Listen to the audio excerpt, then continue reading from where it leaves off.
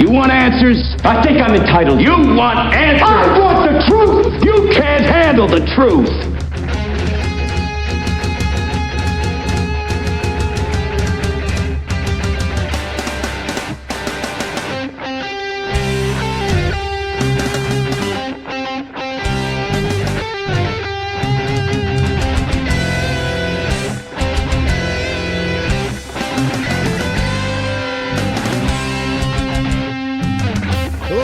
And welcome once again for Truth, Justice, and the New England Pro Wrestling Way. I am, as always, your host, Matt Spectro, a.k.a. Tarzan Taylor. And as always, I'm here with my fellow host. He is a former Chaotic Wrestling New England heavyweight champion. He's also seen every episode of the show Spartacus.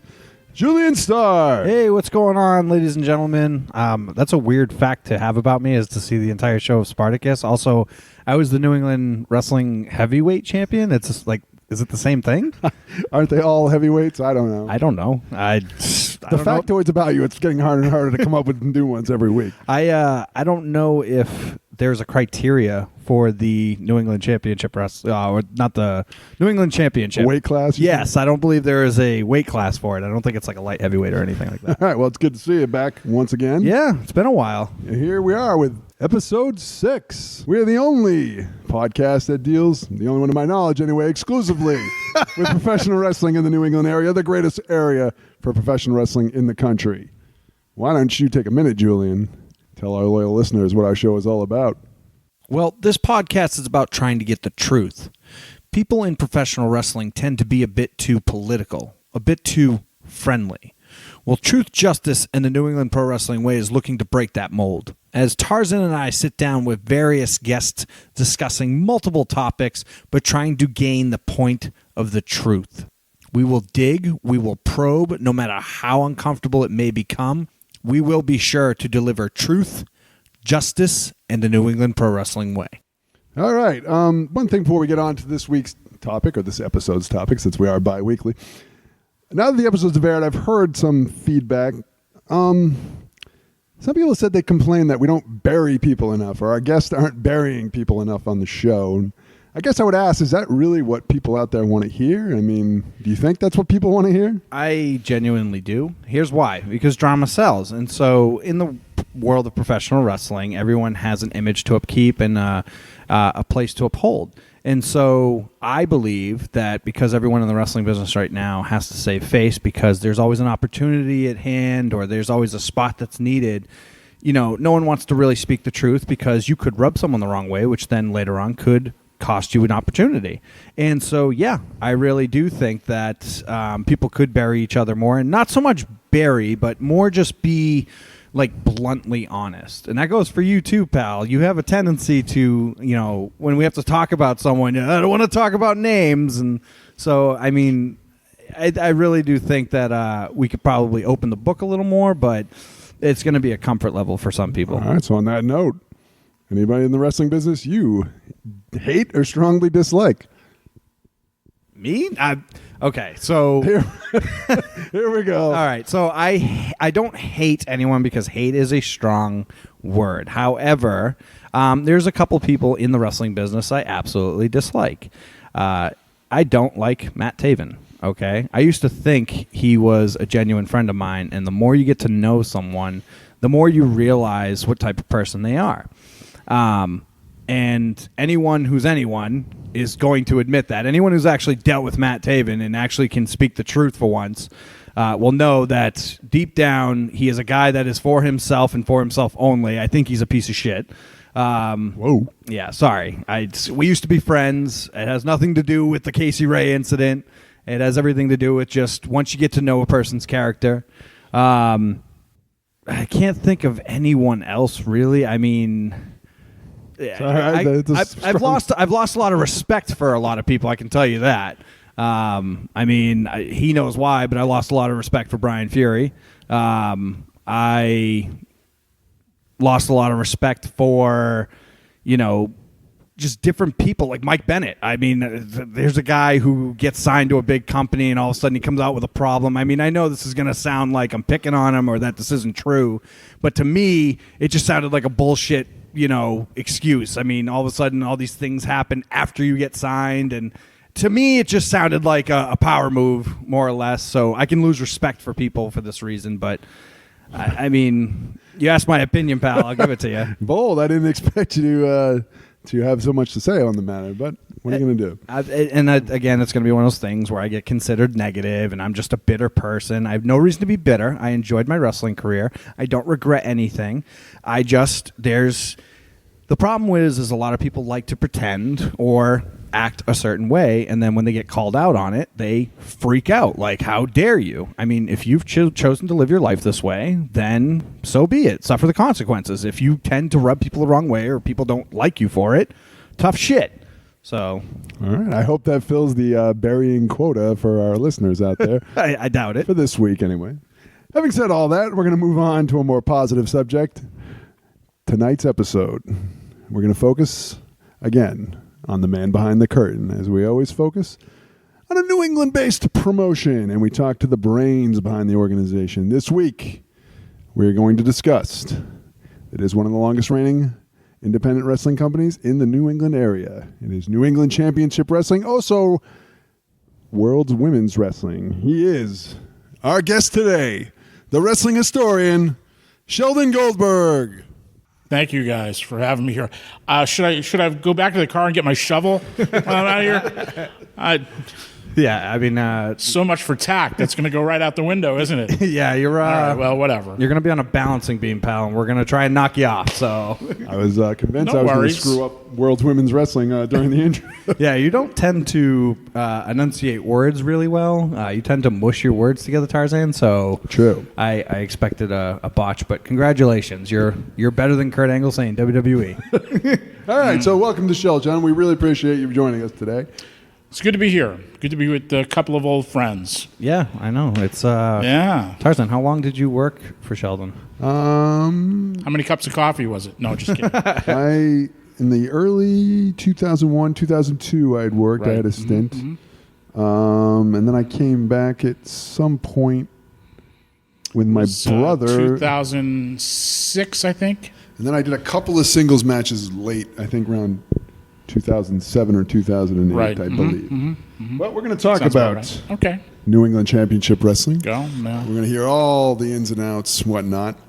So let's start a little bit of a softball question of just the formation of NECW, the beginnings. Tell us how it all began. Okay, so before NECW, I was working with Tony Rumble, Century Wrestling Alliance, and later NWA New England.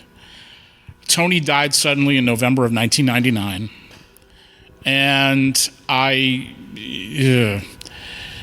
it was a situation where what was going to happen with NWA New England, and Tony's widow had decided to put Jeff Katz and Knuckles Nelson in charge. And that was her right to do, there was no argument, that was certainly her right to do, but I don't think that Jeff and Knuckles really had any idea of how to run a wrestling company. I think they were thought they were just taking over something that was a lot bigger than what it actually was. And I hung around initially, and I just realized that it wasn't going to go anywhere. It just wasn't going to work. Everything that Tony had put together, because Tony and I were pretty close. Everything that he had put together in over the 6 years or so that I had worked with him was going to come apart.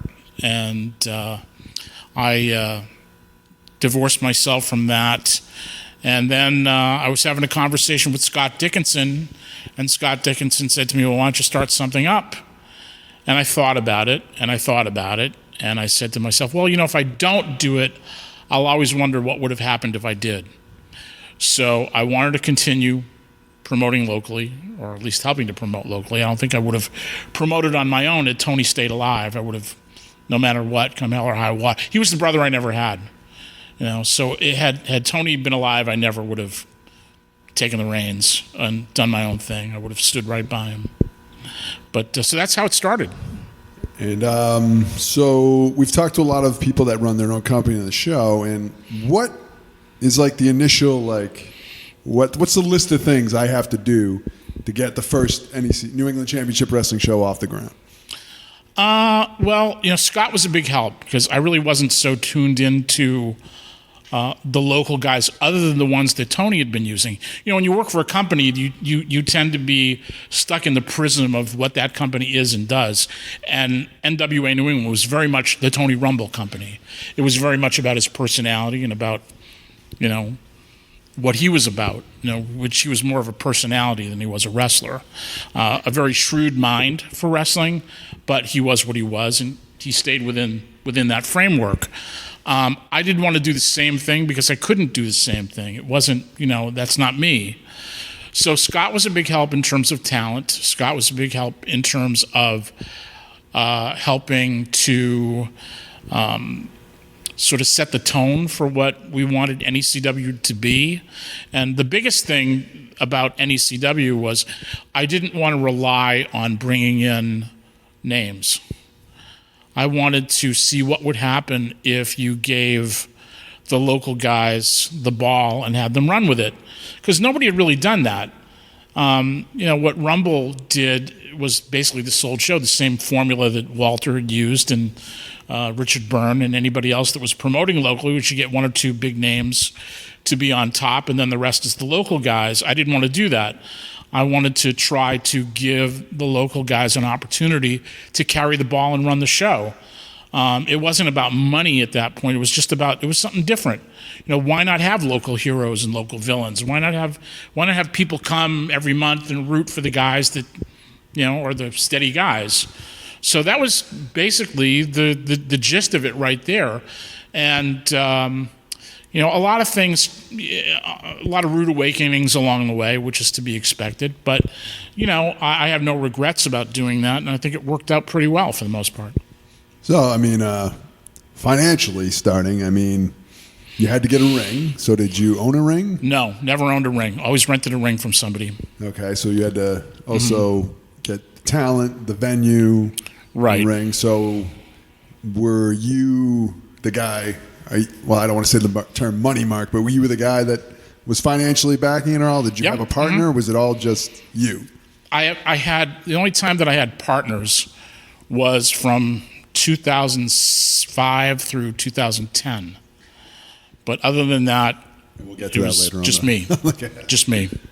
We had a little. I did my research. I couldn't really find the whole card, but the earliest thing I could find was September 16th, 2000, a NECW show. Was that the first? No, first one was August 12th, 2000. Okay. Do you remember in that Wethersfield, Connecticut? Okay. Do you remember it like it was yesterday? Sort of, yeah. Do you remember what the main event was?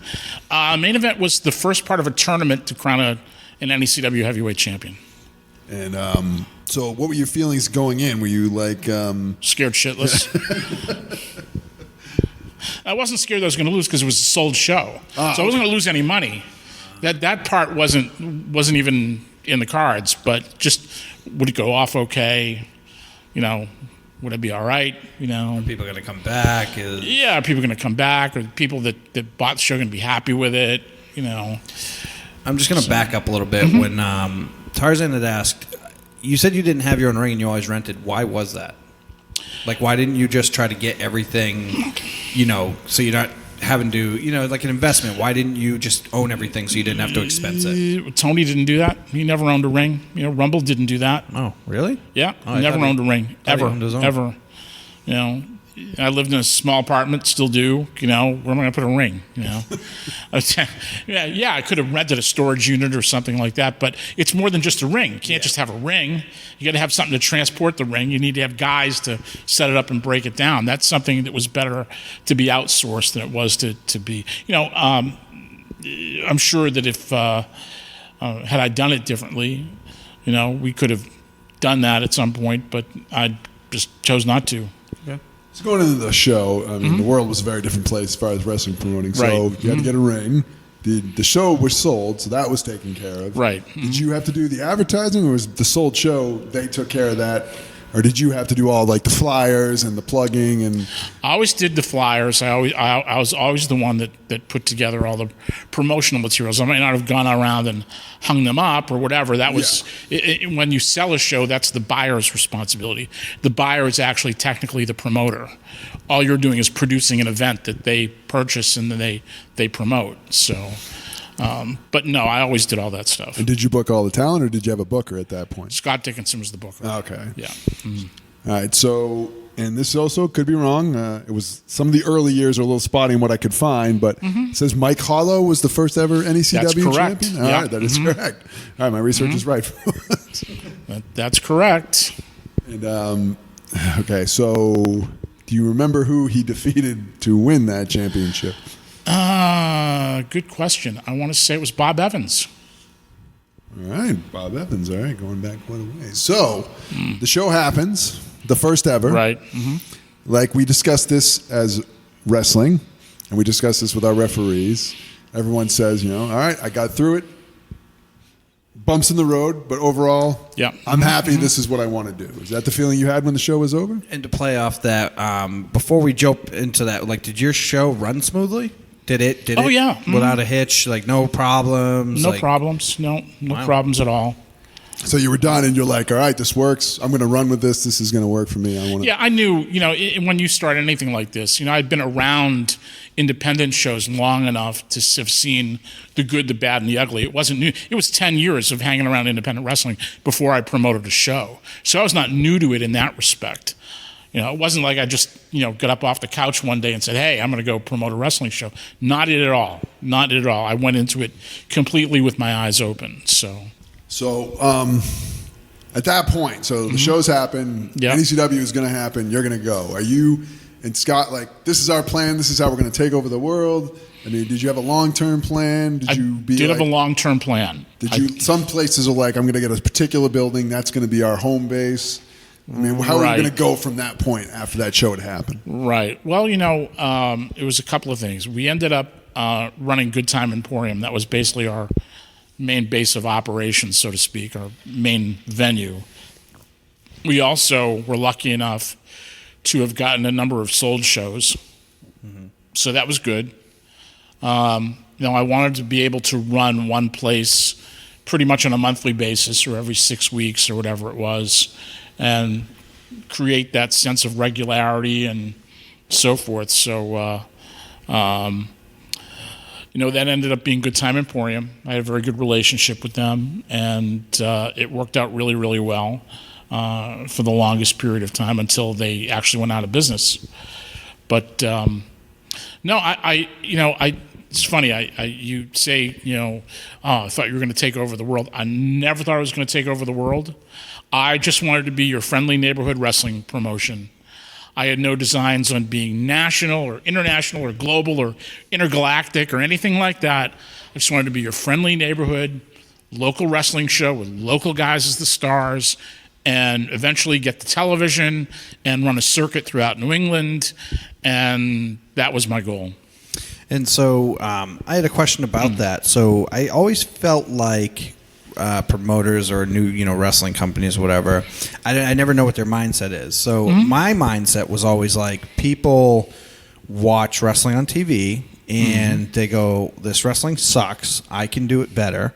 So they open up their own promotion, and then they want to become the next WWE, the next big company. Did you have that mindset? Never. Ever. Okay. Never, ever, ever. I always knew where my place was on the food chain. I always knew that you're going to have guys for a while and they're going to move on and do other things. That's then the natural order of things. We weren't trying to be, the WWE. That's just not even in any stretch of the imagination realistic. What about like even the next Ring of Honor? Like, you guys really weren't trying to be like the next, big. Obviously, it's going to be hard to top WWE, but you can, there's a possibility of always topping TNA or Ring of Honor or whatever the big company. You had no grandeurs of ever trying to jump ahead of them, really. Really, yeah. Because I genuinely thought that's what promoters did. I thought, some do. Yeah. Well, because we had, Chaotic did. They said, we're going to be the number 3 company. We're gonna We're going to put everyone out of business. Oh, yeah, including me, yes. Yeah. It's funny you say that. 'cause Didn't quite work out that well for him, but He had whatever. said, we had Jamie, the owner of Chaotic, on our show, and he said they were going to, quote, be the next ECW. That's a bold statement. Let me ask you guys a question, if you don't mind. Yeah, go ahead. In your conference, because I've heard interviews with Jamie before. Mm-hmm. I was told that in the first couple of years they lost over $1 million. I mean, that could be a fact. I don't know. When he was on our show, he, quote, said they hemorrhaged money. He didn't give us a dollar number. He said they, quote, hemorrhaged money. Yeah. I was told by several people close to the situation that it was 7 figures. It possibly could be. He hemorrhaged money is the exact quote he said. He never gave us a dollar amount. You could be absolutely right about that. I'll tell you, in the very early going of NECW, when we first got started, I got a call from Randy Miller, who said, hey, you should get together with me. I'm going to start this company. I really don't know anything about wrestling. I just thought it'd be cool to do, and maybe you'd like to come do it with me. Thanks, guy. Maybe one of these days. Sure. Click. End of conversation. Did you, Jamie as a business guy, I'm sure you heard, I don't know if you heard our podcast or if you heard what he said. No. Jamie was on episode 1, and so we asked him similar questions. We wanted to know the financials. We want to see how everyone, the man behind the curtain, has run their promotion and the business aspect of it. And one of Jamie's goals was to put you out of business.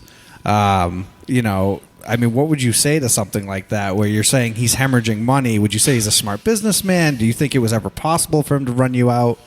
No. But I'll tell you something that I said to somebody else in another interview. I said, one of my favorite shows on television ever is Law and Order. Okay.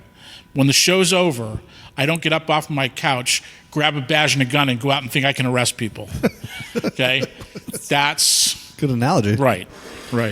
I heard Jamie say that he had never seen an independent wrestling show before he got involved in Chaotic Wrestling. Yeah. Yeah, he told us the very first show he went to, he bought the company. Yes. So would you say that he just didn't have the experience to ever even come close to taking over at ECW or even running him out of business, as opposed to you who had been around wrestling forever? Well, I'll tell you the truth. In the early days, I was really thinking, because they went after everything. They went after Good Time Emporium. They went after sponsors. They went after buildings. They were out to get me. And while some of those relationships I had were really strong and they weren't going to make any headway there, I was just like, what's going to go on here? And Scott Dickinson said something to me. He says, Sheldon, he says, I don't care how much money the guy has, eventually he's going to get tired of losing it. So it took him a hell of a long time to get tired of losing it. He's a stubborn man. But he just said, just stay the course, do what you do, and that was the best advice I could have gotten in that particular period of time. So, yeah, he did reference that he had actually wanted to get Good Times. He tried to snatch that. He admits that on the cast we had him on. He said they were too loyal to you, and they wouldn't let Chaotic come in to Good Times Emporium. Right. My relationship with them started when Tony Rumble was alive, and we were running Good Times.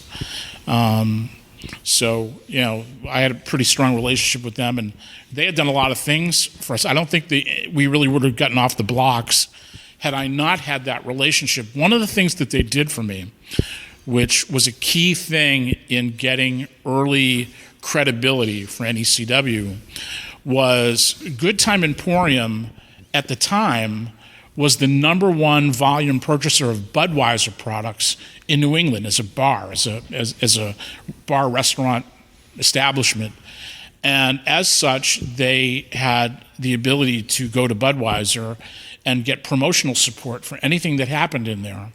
And I was given the benefit of that. They gave us advertising. They gave us, the big vinyl banners and so forth.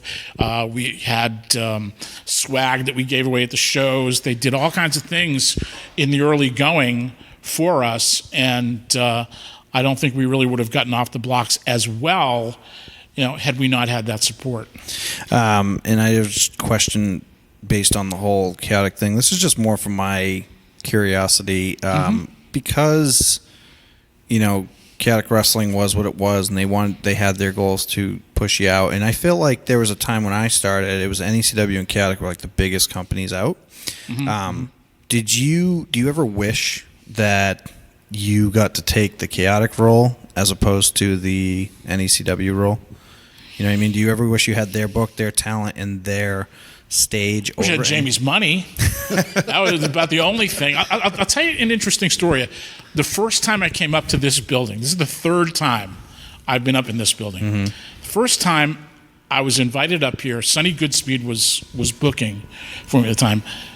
We were invited up here to have a meeting. Okay. Now, we didn't know what the meeting was about. I assumed that they wanted to do some sort of thing for us to work together. That was my assumption. All right, so Sonny and I get up here, and we're hanging around, and we're watching practice, and we're seeing, they brought us upstairs and showed us the office and showed us the whole place, and we're sitting around, and I said to Sonny, do you think they want to actually do something with us, or are they just trying to impress us, or what's the deal? So at the end of the night, I think it was Jamie or whoever it was, oh yeah, we just want to know if you'd hand out flyers at your next show for our school. I'm like, what? You brought me up here to hand out flyers? What? So, I don't know. My sense of it was that there was some sort of split within the group. Some people wanted to work with us and some people didn't. So. I gotcha. All right, we're straying a little bit. Let's get back just more to NECW. Sure. Yes. We're straying a little bit too focused on the chaotic. So at the beginning, you had such talent with Slick Wagner Brown, Mike Hollow, Bob Evans, Maverick Wild. Yep. Alex Arion. Fred Curry Jr. Curry Jr., yeah. Rick Fuller? No, not Rick Fuller. Okay. Rick Fuller was much later. Much later on. Okay. Much later. Now, when it came to booking with Scott, was it just do what you're going to do, or did you guys work out the shows together? He would come to me with what he wanted to do, and then we would discuss. I mean, my belief at that time was if you're going to have somebody book the shows, you let them book the shows. I mean, yes, I have to know what's going on and what the general direction of it is, and I would give my little bit of input here and there, but I basically let him do what he wanted to do. I didn't have any issue with that. My philosophy was if you're going to micromanage the guy who's booking for you, may as well not have a booker and just book yourself. I didn't feel confident at that point in my ability to dictate the booking. It wasn't until many years later that I got to that point, so I always deferred, and I think that was the right course. So with booking, did you ever have an opinion on the talent that you wanted on your show, or was that did you 100% put that in Scott's hands? Like, did you put everything in Scott's hand and you just, like he said earlier, like Tarzan said, the guy who supplied the money, or did you ever say like, well, this is my criteria for what I want on my show, so fill it? No, first of all, I'd known Scott for quite a number of years before that, and I knew, he had worked for WCW. He knew what a major league wrestler was. He knew what, he knew who had something to give and who didn't. Okay. So I really didn't have any, I really didn't have any trust issues as far as like what was going to happen, who was going to be used and so on and so forth. There would be times that people would come to me and say, hey, I'd like to be on the show, particularly people who were international that wanted to work for us, and I'd say, we're going to book so-and-so. Like Sumi Sakai would be a good case in point. She had her first match in America with us. Oh, really? That's where she had her first? Mm-hmm. Okay. Doug Williams had his first match in America with us. Really? Yeah. Okay, I didn't know that. Mm-hmm. Mm-hmm. So, like the first year, we'll say, do you think I almost said WCW. Do you think NECW was profitable when it started? If it wasn't unprofitable by much.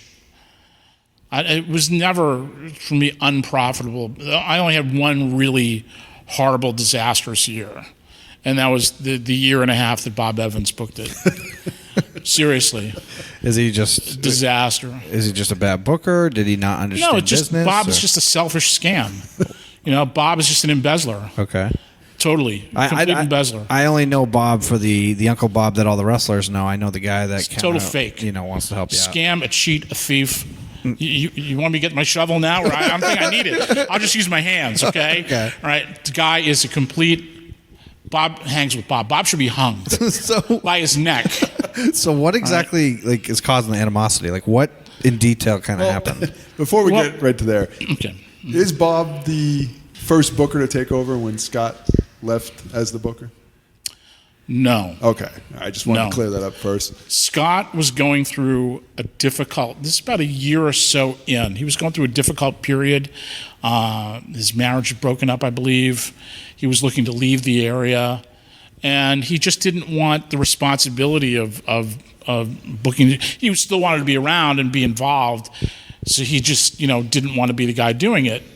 So he said to me, listen, I want to step down. I said, I'd like to still be involved. But I said, well, just do me a favor. Help me pick your replacement.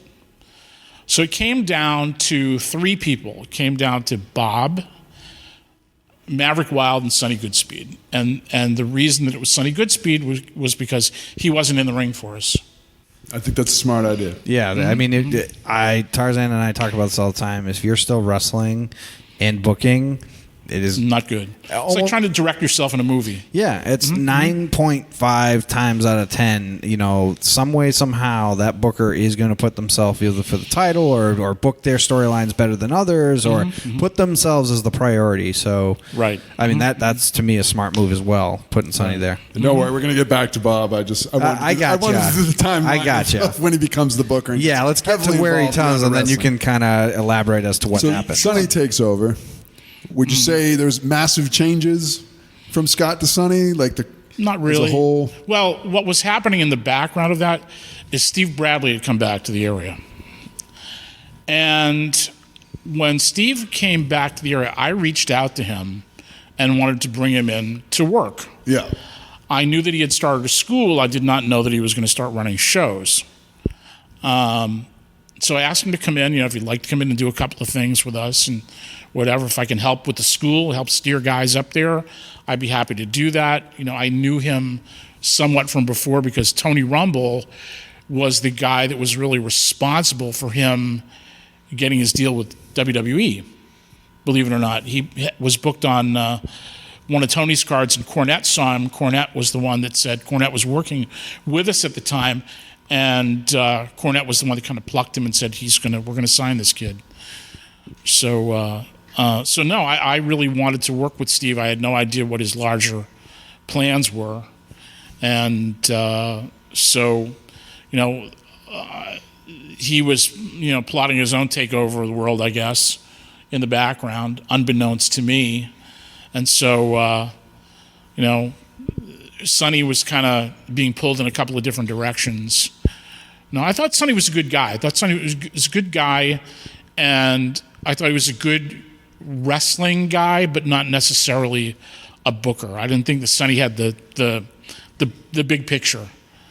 We had a couple of shows where the same finish was booked 3 matches in a row or whatever.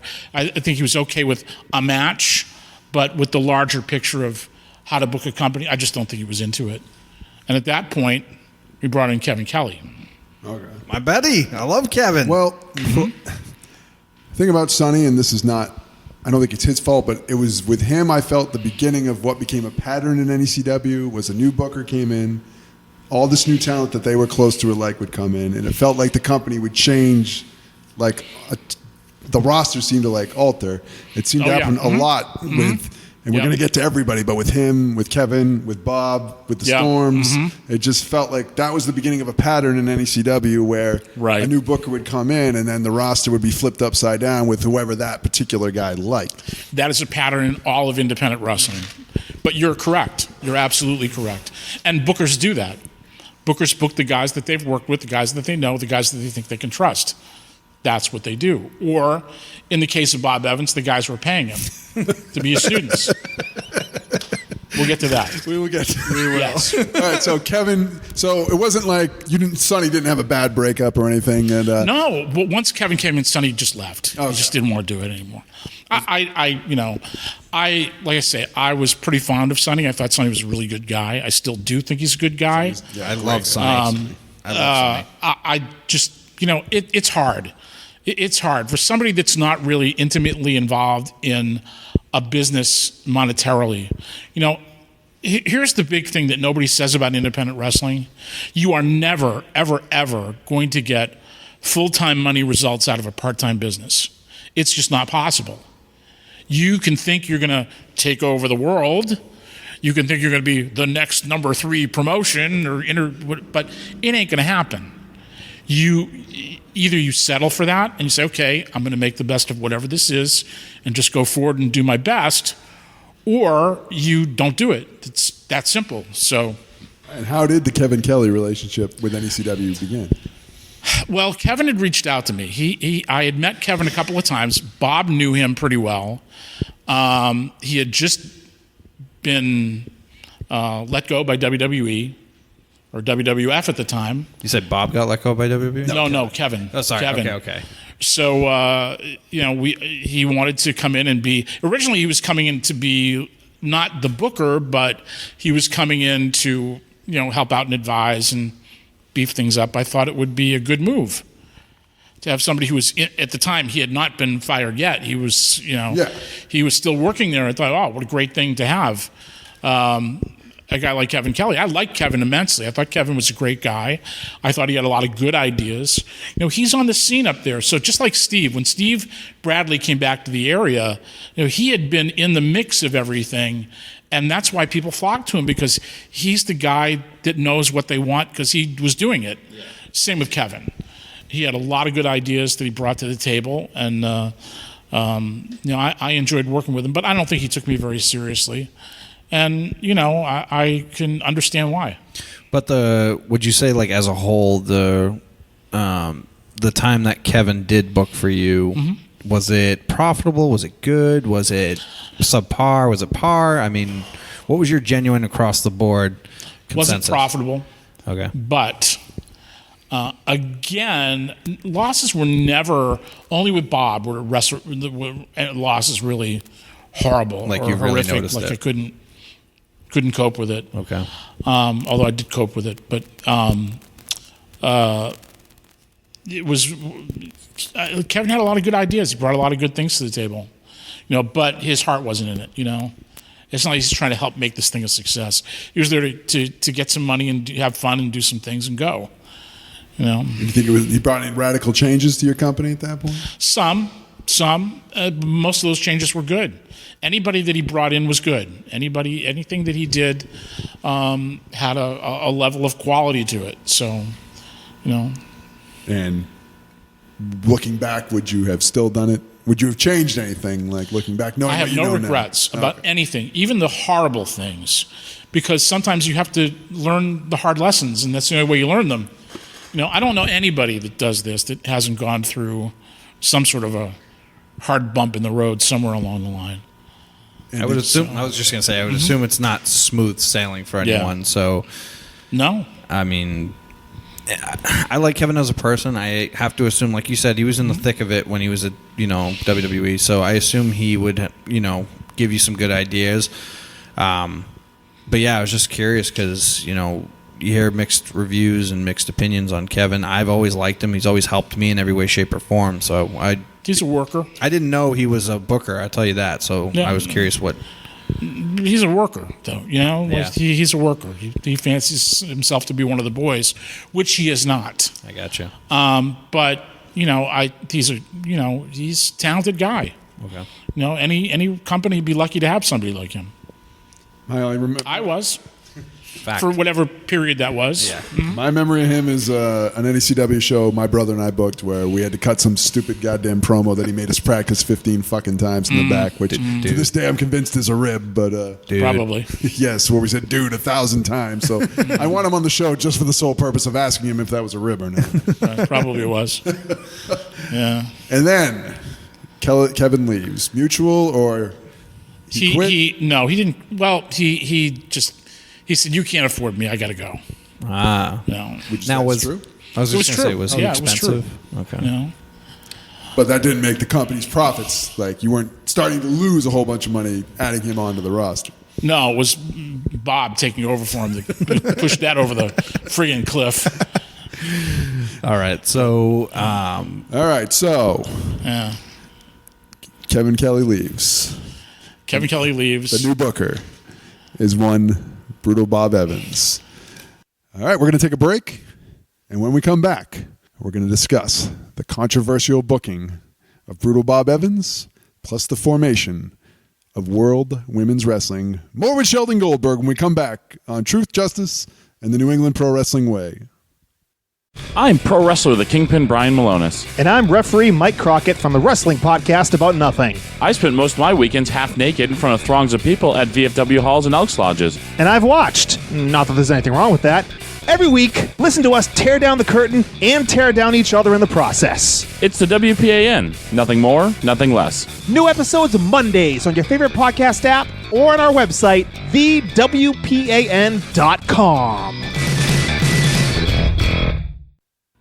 Do you solemnly swear to tell the truth, whole truth, and nothing but the truth? Why don't you answer him? He's talking pig Latin. I don't know what he's saying. He's asking you if you'll swear to tell the truth. Truth is stranger than fiction. Judgy Wudgy.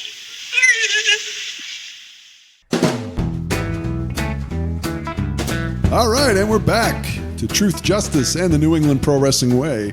As always, I'm Matt Spectro, and I'm here with Julian Starr, your fellow host, and this is the guy right here staring at you, pal, who is eagerly awaiting to figure out why exactly Bob Evans is the most hated man in Sheldon Goldberg's opinion. Well, we're talking with the head, the owner, the promoter of New England Championship Wrestling, Sheldon Goldberg. And when we left, we talked about some of the bookers you'd had over the years, all leading up to one brutal Bob Evans taking over the book. Now, before we get into anything, throwing Detailed? acid or details, how did it come about, Bob becoming the booker of New England Championship Wrestling? Well, Kevin decided to go, and he put Bob over for the spot. And at the time, I just said, okay, let's go. Big mistake, but, Bob had been around. There were times that he was helpful, and times that, he was a key part of what was going on. He was champion at one time for us, and, Scott Dickinson was very close to Bob. And he was the one that said to me, just promise me that you'll take care of Bob, and Bob's a good guy, and Bob will look out for you, and Bob is great, and Bob is good, and all that stuff. And then the sheep's clothing came off, and there was Bob. Well, coming in, would you say right off the bat, you had a rough time, or do you think first it was smooth and it just sort of went downhill from there? No, I think what happened was as soon as he took over, he got rid of the better guys and replaced them with his students. And this was his way of skimming.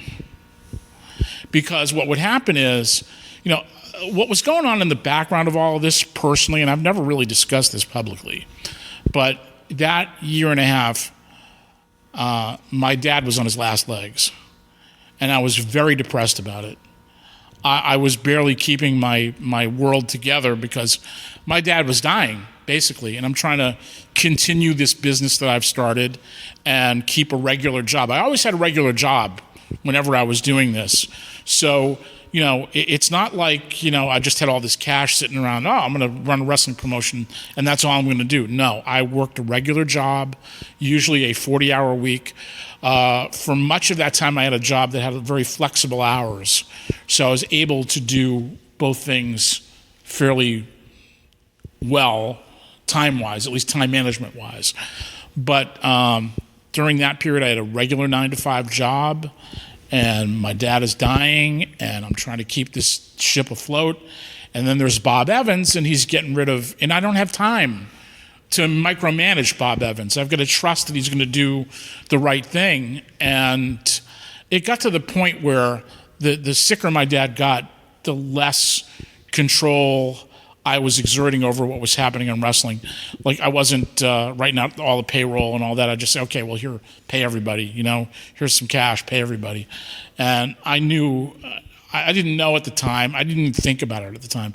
But I was getting skimmed.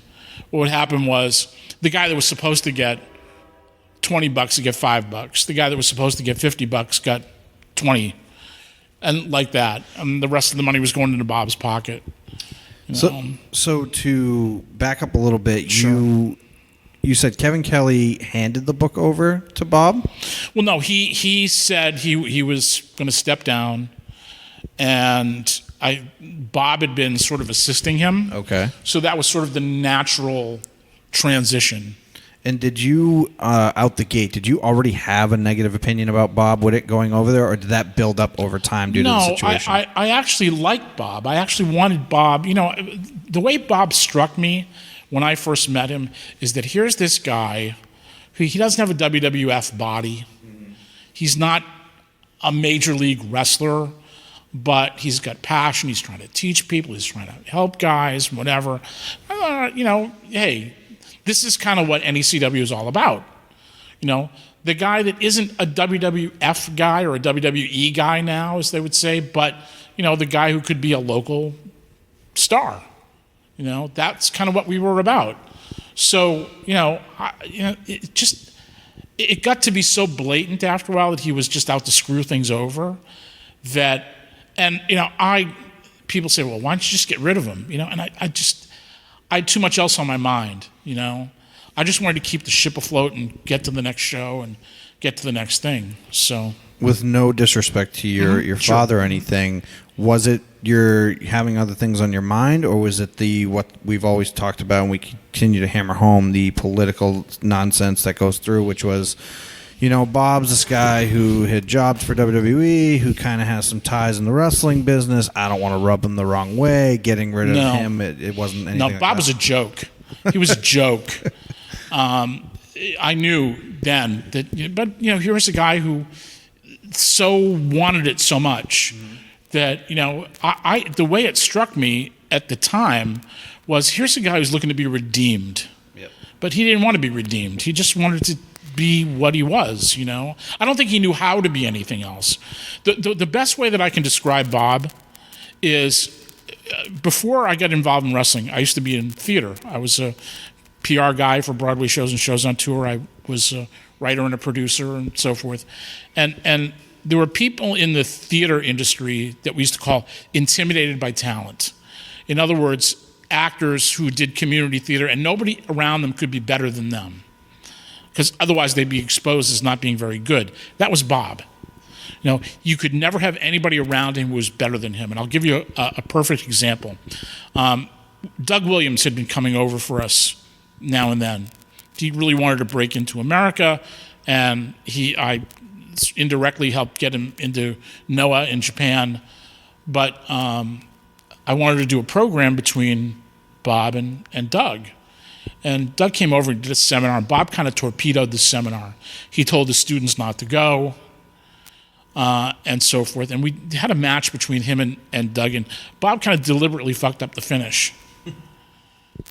And then he was telling, well, he's not so good, he's not so great. And here's Doug Williams, who's like a technician of the highest caliber, and Bob's telling everybody he's not so great.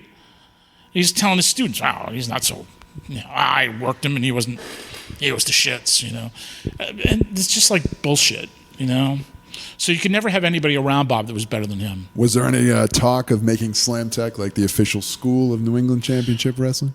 Well, that's how Bob wanted it, but really it was both the same thing. Other than the girls that I booked, it was basically just whoever Bob wanted to put in there. And I went along with it for the most part. And I don't hold anything against any of those guys. The guys are innocent in all this. Bob is the Pied Piper. And all these guys, oh, we're Slam Tech, we're cool, Bob's the greatest, Bob sucked. Bob sucked. I'm sorry. Whatever abilities he had were buried underneath the I got to get over people. Yeah. And it's sad because, the guy had something to offer, but it was too much of a scam to offer it. I like Bob. I had a Ironman match here once, which I really enjoyed. Bob did teach me a lot. He's innovative in different ways. He can show things that people don't know. But, yeah, Bob can tend to be a little hokey, which in turn can make him seem like he sucks in the ring. I don't know if you're talking about in-ring work. Everyone says, a lot of people may say he sucks. I don't think he sucks. I just think he's so hokey that he almost seems like a caricature of a wrestler. Exactly. You talked about financially that being like, the low point. So would you say it was the skimming that you had referenced, or would you say his booking was killing business? Both. Both. Jeez. Really? Did he just not know how to book a good storyline, or He could when he wanted to. okay? He could when he wanted to, but the problem is that he would chase away the guys that had the potential to be anything. Like the Doug Williams or anyone that's good, he would basically make it a he sour. got rid of. I'll give you a classic example. He got rid of Dillinger and Edwards. Why would you get rid of Eddie Yeah, Edwards? yeah. He was intimidated. Oh, because he was a good talent. Yeah. Okay. Oh, you're Mr. Japan now. Oh, you think you're better than everybody else. Well, fuck you. You know, we'll just get. What are he had these two teenage kids. God bless them. They were nice kids. I think he called them Afterburn. Do you remember those two kids? Afterburn. Oh God. I forget their I'm names. trying to remember who. I remember the name. But you remember? Yeah. I think you were with us then. But one of the kids missed the show because he had detention. Seriously, no kidding. He missed the show because he had detention. These were the teenage wonders. Okay. Wasn't Paul? Was that his name? He was in WFA as well. What was that kid's name? I don't know. I wish Scotty Slade were here. He would be able to tell me. Yeah, just like that. I guarantee, like Brian. I guarantee Brian Ray. Everyone could tell you exactly who it was. I can't remember. I don't know. It's gonna Right. Were any of the talent? So, was there a clash a lot of talent and angles and whatnot with Bob? Again, my philosophy was if you have somebody who's booking, you got to let them book. Otherwise, what's the point in having them? Which is the truth. You're gonna say, "Here, you're the booker," and then, but by the way, you should be doing this, and this guy should be facing this guy. Why are you bothering? I don't know who's booking for you now, but I do know a booker, and he does really well with being able to drive the wheel himself. I hear that guy is a great booker. Right? I heard he was actually a former booker for Chaotic Wrestling. Okay, it might be Tarzan Taylor. All right, we're gonna go off topic. Sure. I am a hell of a booker, though. If I don't say somebody say something. You are. You had a very profitable year or two. I think Bob's one of the worst examples of bringing all your friends in and turning the roster upside Absolutely, down. yeah. I would say of all of them, and this is not.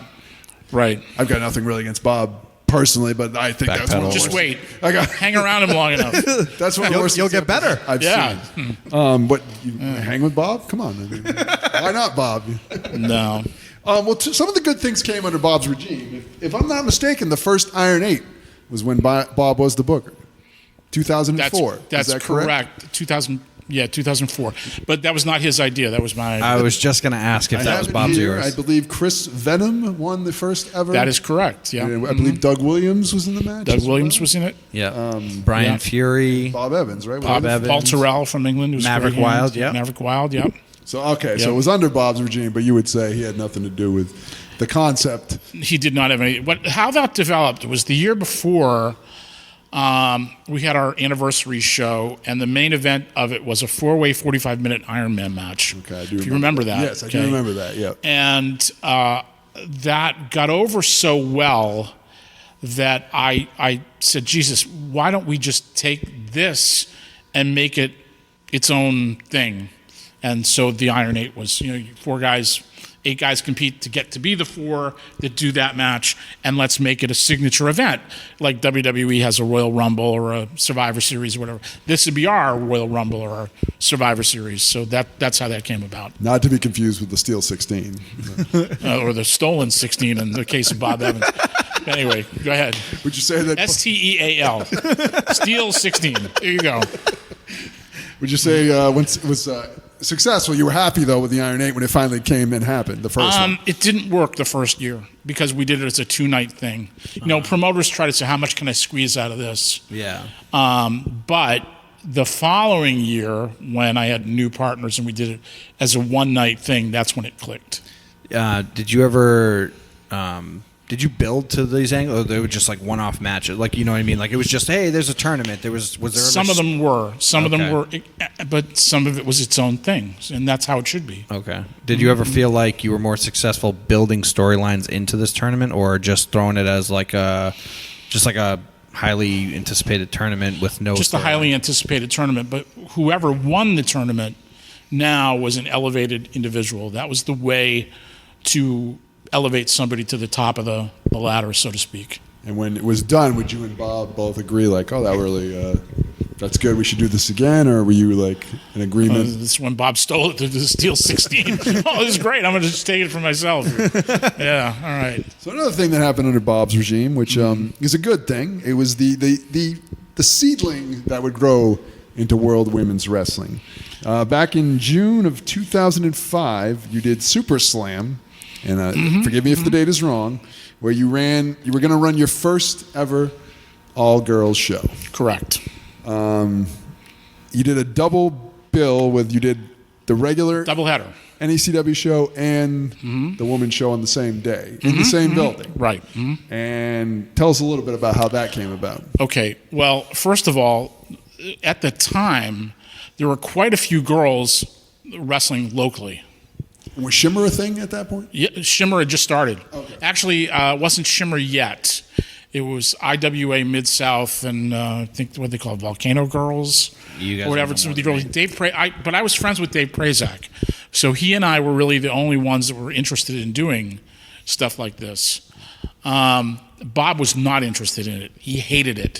He actively tried to sabotage it. Did he hate women's wrestling as a whole? I think he hated women. Oh. I'm going to Women's wrestling in particular, but I mean, to be fair. we had I'm sorry, go ahead. I'm going to read a quote. This is from you, actually. Yeah. World Women's Wrestling is a story unto itself. I ran 2 all-women shows as part of a day-night doubleheader. Right. The NECW crew at the time were resistant to the women's show to the point of blatant sabotage by the booker and a few of his cohorts. Would you stand by that statement? Absolutely. That's absolutely what happened. So Bob and his minions decided to bury this into the ground as hard as they could? Yeah, and here's why. He felt that the guy should go last. I said, absolutely not. That would be bad for business. Why? Because if you are trying to get people to stay for 2 shows, and the gimmick of it, if you will, is the novelty of an all-women show, you don't put that on first, because when the novelty's over, the people leave. So you make that last, which made sense. It actually made sense to him after I explained it to him. But no, he was dead set against it, hated women's wrestling. We had a gal that wrestled for us. The first woman who ever wrestled for us was a girl by the name of Mercedes Martinez. Bob hated her with a purple passion. I don't understand why. Because she wouldn't put up with his BS. I'll read another quote. This is from you. Mercedes suffered in NECW from a clash with the booker at the time. We all know that's Bob.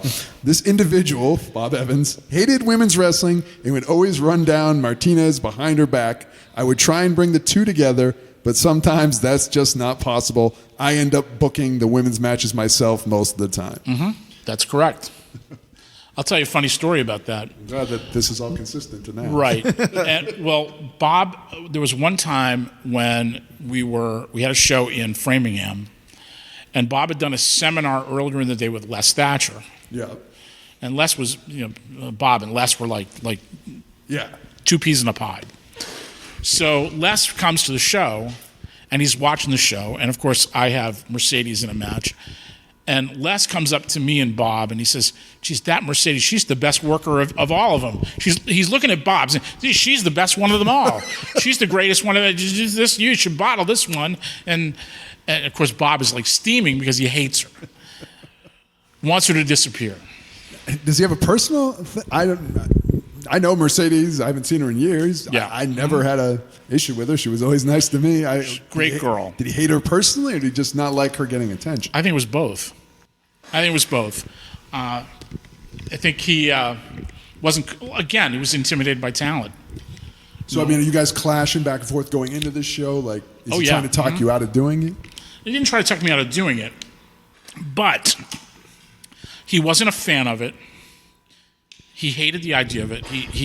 Because first of all, there's all these different girls that are coming in that he doesn't even know who they are. All right. So he has no control over any of this. He has no say over it or anything like that.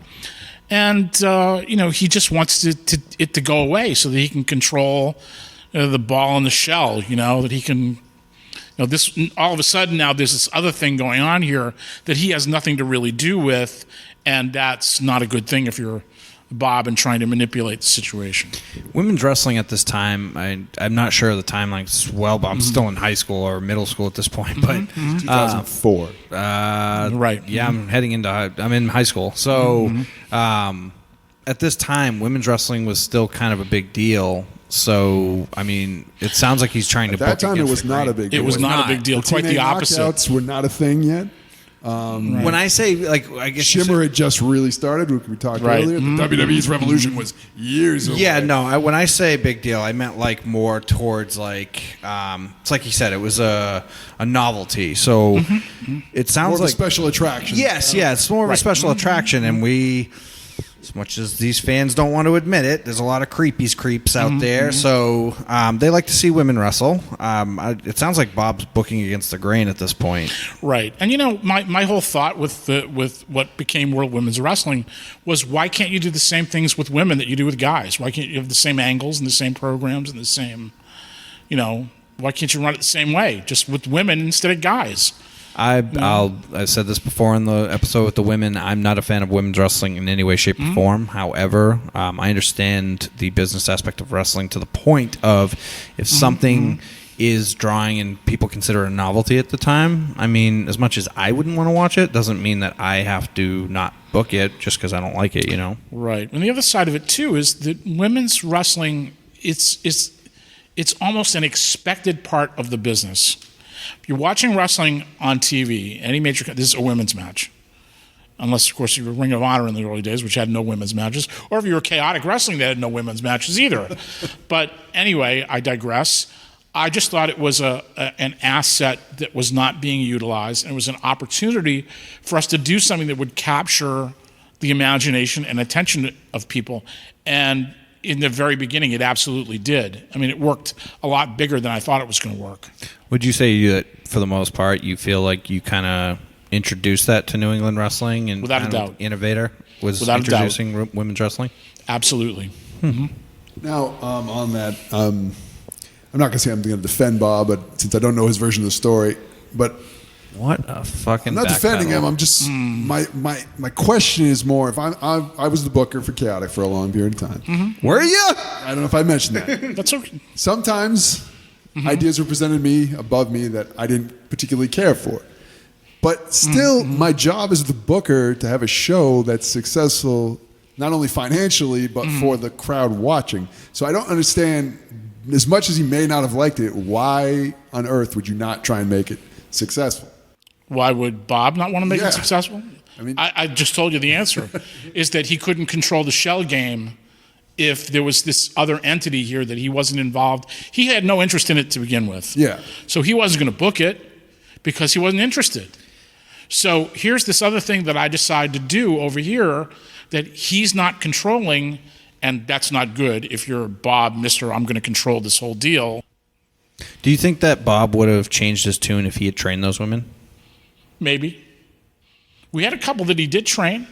Did He wanted to put them over, So he wanted them on the show. He wanted to put them on over. the show, with his girls on the show. He wanted his girls to be over and go over. So at the time, it was successful, though, the show. This first ever. It's not really World Oh yeah, Women's Wrestling yet, it but- was successful in spite of Bob.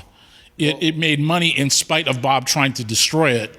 There was something else here I wanted to read a quote about. I don't know if this is a quote, but I looked into some of the things that happened here, and hold on if you can bear Sure. with me. As he's looking that Just up, I one want to second. ask you real quick.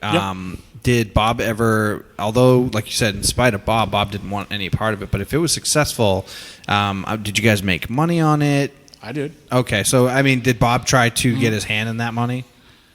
No, because Okay. he wasn't controlling the tickets. I got you. He controlled the payroll, but not the tickets. Here's what I found. Yeah. Okay. Go ahead. They went out of their way to deliberately try and ruin the show by performing sophomoric and moronic stunts during the show.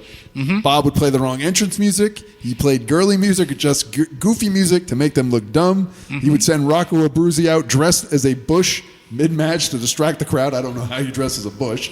And he never took the girls seriously. Would Right. you say all that did happen? This is not Absolutely. hearsay? Absolutely. This has got to be what led to the end of your relationship with Bob Evans. That's correct. Yeah. Would you say it was that night? It was like, I'm done. Forget it. This is just. No, actually, it went on for a little while longer. What ended that relationship is that we had a show in Connecticut, and now again, my dad. I think my dad had just passed away. We used to do these little internet TV tapings at his school, and right after my dad passed away, we had one of these. I came and I'm talking to everybody, and I'm thanking them for, showing their expressions of sympathy after my dad passed away. And I looked over at Bob, and it was like he couldn't wait for me to get through whatever it is I was trying to say.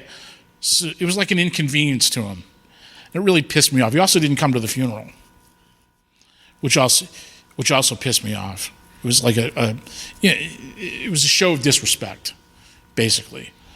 So anyway, we had a show in Connecticut, and we were using, I guess, Dan Freitas owned the ring that was in Bob's school. And so now we're using that ring instead of using Kevin Landry's or whoever it was that we were using at the time. I think it was Kevin. Anyway, so we have the show in Connecticut, and it's the end of the night, and we're getting the ring from Dan, and I go up to Dan, and I says, Dan, how much do you need for the ring? And I forget what he said, if he said it was $300 or whatever it was. So I give him whatever it was that he asked for, and then Bob got all pissed off.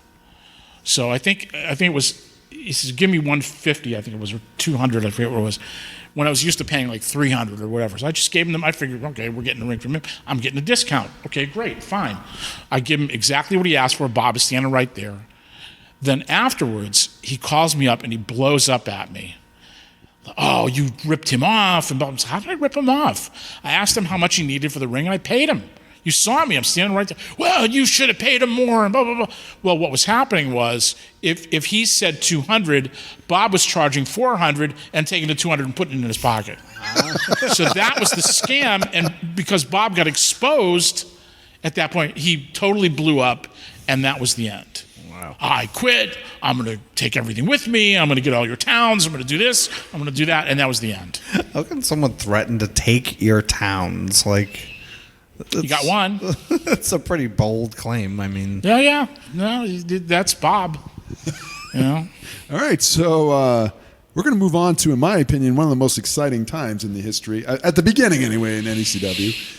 You form a merger. Yeah. With the Rhode Island-based wrestling company, PWF, which I actually don't know what that stands for.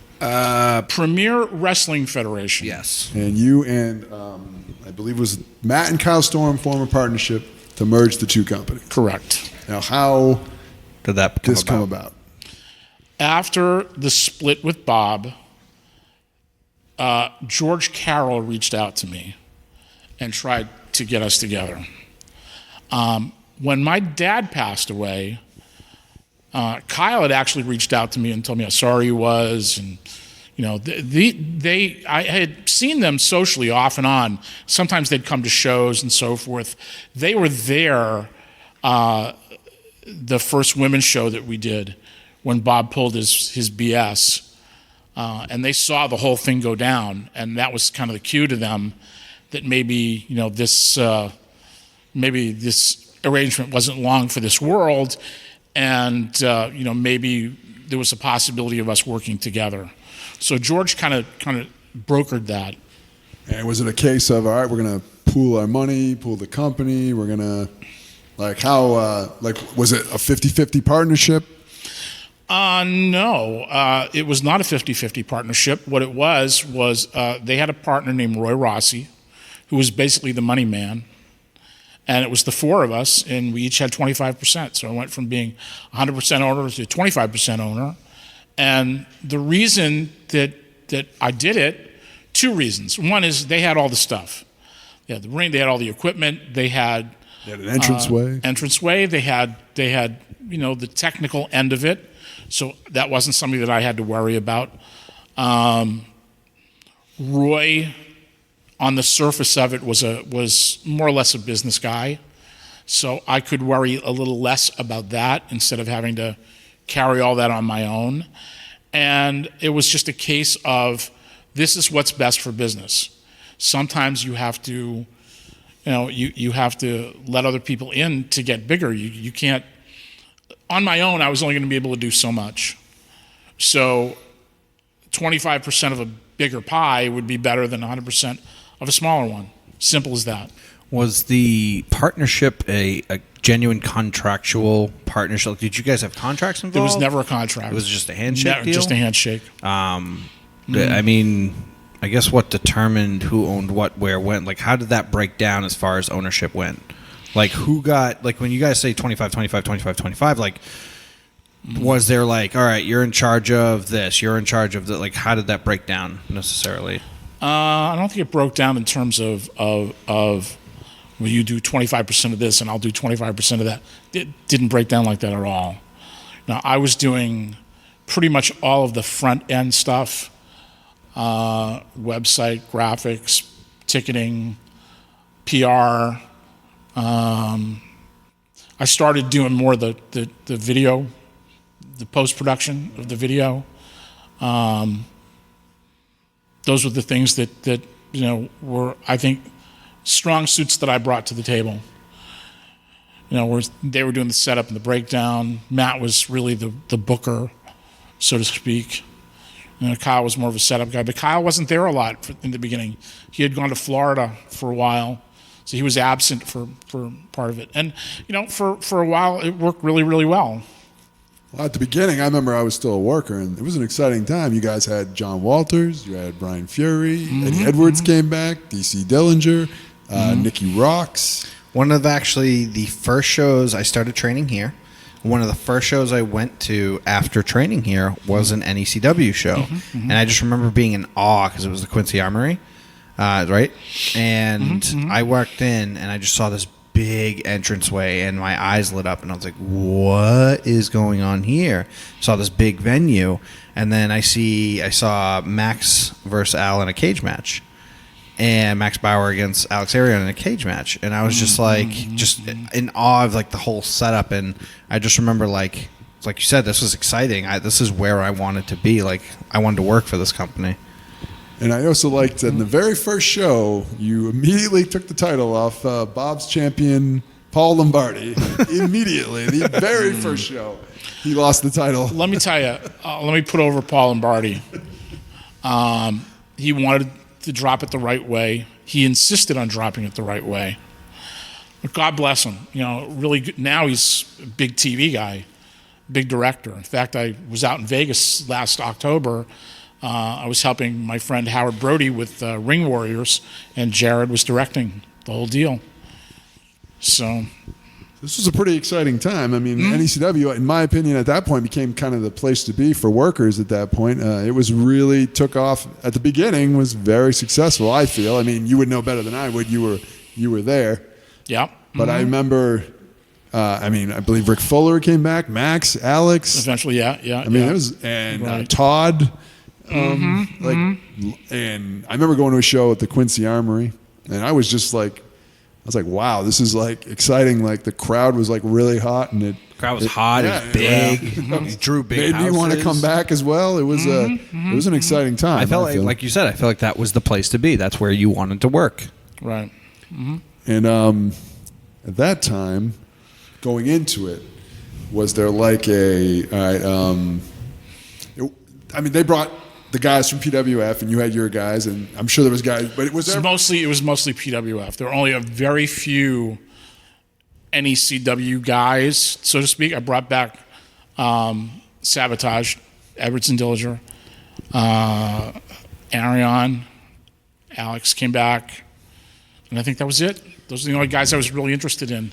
But there wasn't like a big power struggle of we have to use these guys. Nope. We have to use these guys. If you look through the results, you'll see most of the time it was the PWF guys going over. Was it easy working with Matt and Kyle? In the beginning, yeah. I don't think for most of that period, up until the last year or so, everybody was pretty much on the same page. Now, during this time, the late great DC Dillinger was the NECW heavyweight champion, and Dave talked a lot about when he was the champion. He had a great run and a great program with Brian Fury. And he is always quoted as saying it was the only time the company was in the black. Bullshit.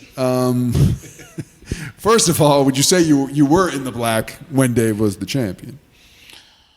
For the most of that time, yeah. And this is not a knock on Dave. I thought that was a great program. There's another side to that, but we'll get to that later. Okay. But, so you'd say there's plenty of times where NECW was in the black.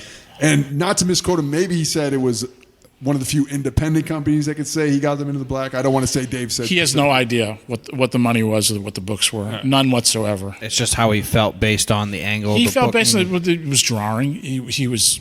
They were drawing, and I thought the angle itself was great. Yeah, I'm not knocking the angle at all. And I love Dave. It could have just been based on broke my looking heart at if you see that. When Dave left, it was saddening because I love Dave and he was the funniest human being in the world. God rest his soul.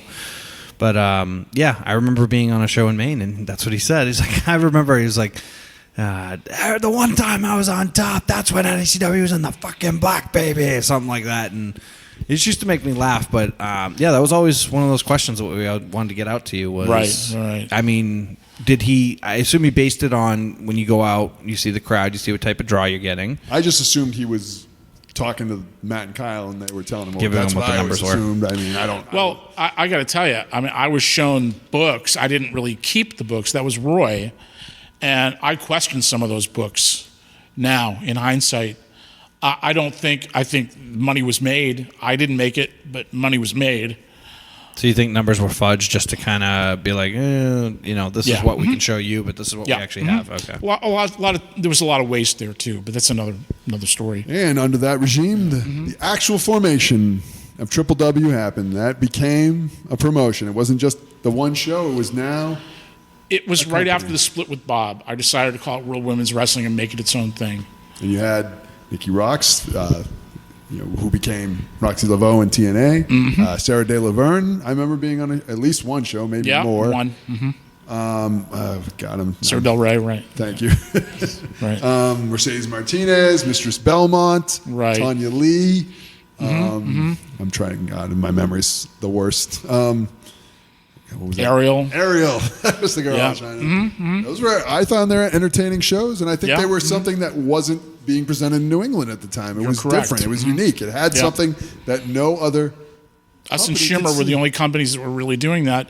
There was the one in New Jersey, Women WSU. Started a little bit after that.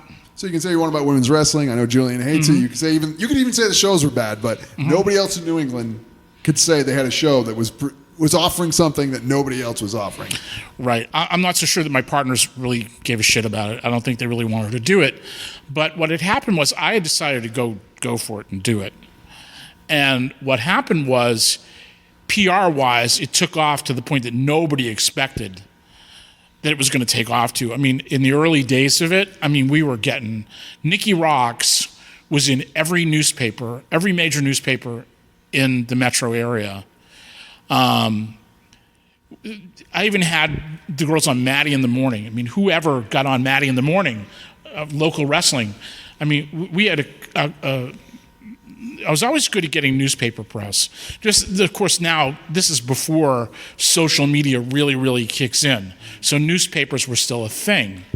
And having been a theater PR guy, I dealt with newspapers all the time, and I was trained to know, how to write a press release, how to send things out, how to pitch it to people and get. We would get one or two big stories a year.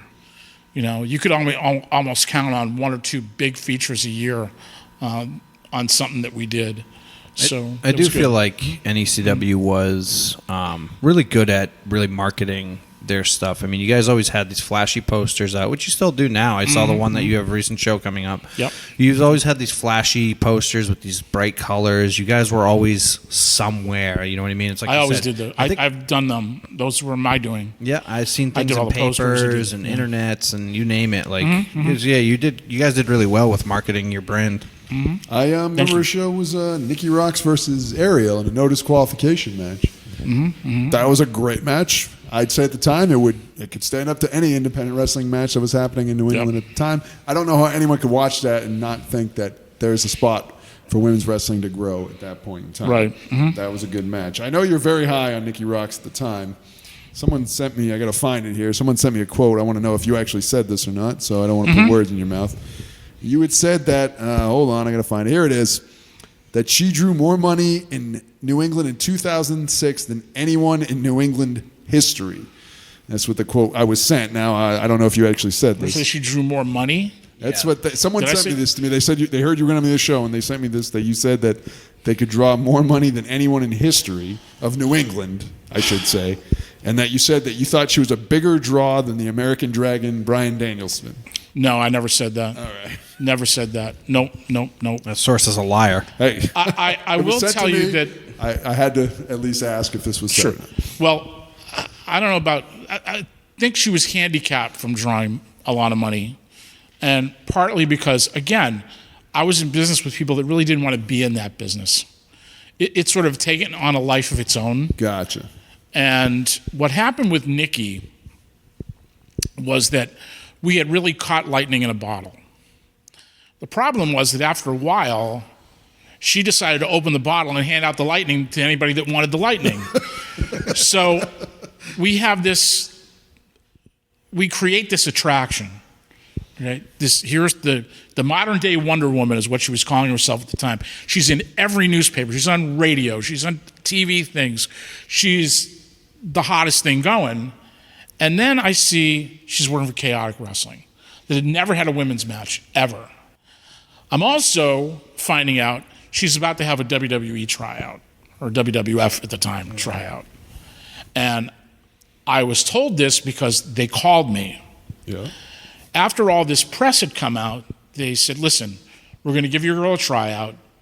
If we sign her, we're going to let you know and give you X amount of time to write her out. And I said, okay. In the interim, something had happened with her. I think it was Joel Gertner that was promoting a show in Connecticut. And they had her booked on that show, billing her as our champion, wrestling Mercedes Martinez. And she jobs out to Mercedes Martinez. And we're incensed because in the background, what nobody knows is that we're planning on running Connecticut with that. Yeah. I'm trying to do a deal with a club down there to do an every month Triple W, and now she's jobbing out. We had tried to create a mystique about someone, and she was just taking that mystique and just handing it out. And my partners and I went along with this, decided we're taking the belt off her now. We kind of had to. There was talk, a lot of people who were around at the time, like George and Sean Gorman, said, never should have done that, should have kept the belt on. No, we had to do it. 2 reasons. Number one is she could have been picked off at any time. Then where would we be? So we had to go to the next person. And besides, in wrestling, many times the money is in the chase. So with Gorman as really the antagonist, the chase between the two of them was what kind of carried the ball. And Tanya Lee, who we put the title on, was a great champion. She was great. But we kind of had to do it. So in a sense, we were victims of our own success in that regard. And I think part of that was what made the people I was in business with get tired of it.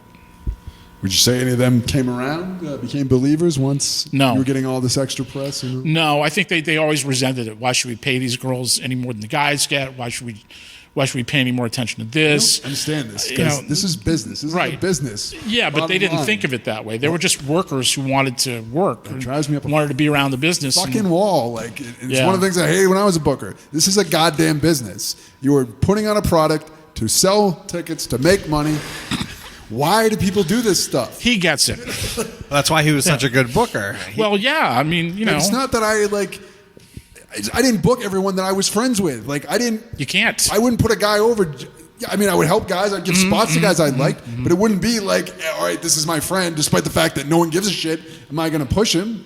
Right. Jimmy Preston's a fine example. I don't like Jimmy Preston. He was selling tickets big time. And you pushed him to the moon. I don't understand why. At this point, you're getting press. You're making money. Well, I assume you are anyway. I just don't. Well, yeah. I can understand that you don't like it, but it's not about what you like. Right, exactly.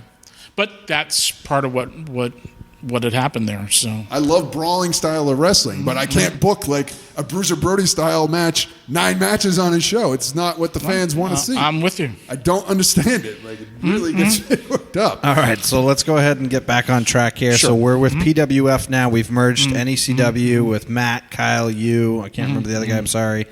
What was the other one? The fourth member? Roy.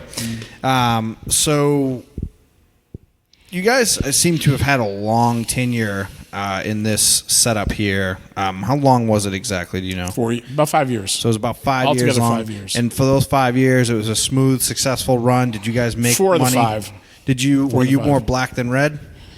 Depends on who you talk to. Okay. I think it was a lot more black than red. Okay. I wasn't told that, but it was a little more black than red.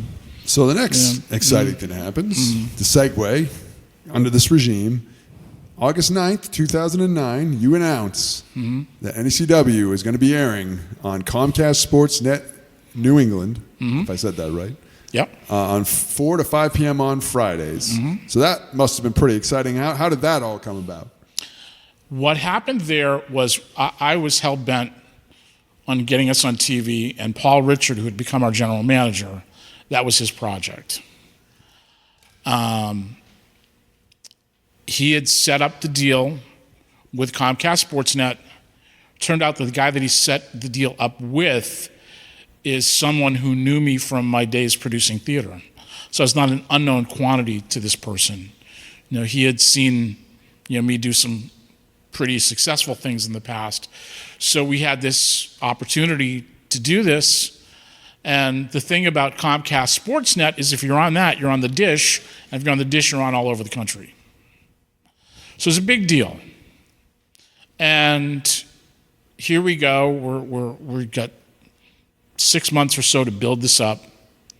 No, it was not 6 months. It was a little bit, about 5 months. We announced in August we were going to go on the air in January. And we do all this build-up. And you didn't ask it, but I'm going to tell you the whole story. So we're doing all this build-up, and we're building this thing up, and we get to the week that we're going to go on the air. And we turn in the show, the first show. Well, first of all, the first taping that we were going to do for the January debut was in December. There's a threat of bad weather, which didn't come, and Matt panicked and canceled the show. So here's our first taping. We're supposed to be taping our first, we're doing all this build-up for this. Now that show's canceled. Now it's done. So now we have to pull 4 weeks of television out of our asses to go on the air. So Matt at this point says, well, hey, I'm getting ready to graduate. He was taking correspondence school, online college courses. I'm going to get my master's. I can't do anything because I'm busy. So myself and Brian Nadeau and Paul, we all got together and we pulled off 4 weeks of television out of footage that we already had. The week we're ready to go on the air, we turn in the show, and then the network calls us. We're not airing the show. What was the reason why? They never gave us. I didn't actually find out why until years later. Okay. What happened was they said, we're not airing the show. There's a couple of problems with it, and we can't air it. Well, what are the problems? Well, you open the show by saying, welcome to New England Championship Wrestling on Comcast Sportsnet. You can't say that because it's a paid program. It can't sound like the network's producing it. So, okay, all right, that's a minor thing. We can not do that for the next week. Boom. We've already paid for the time. We've already written them a large check. We have potential sponsors waiting in the wings to come in and do this. And now all of a sudden, we're not doing it. Well, it was a mad panic. I mean, we're threatening to sue, which we had every right to. We had a signed contract. We had all this.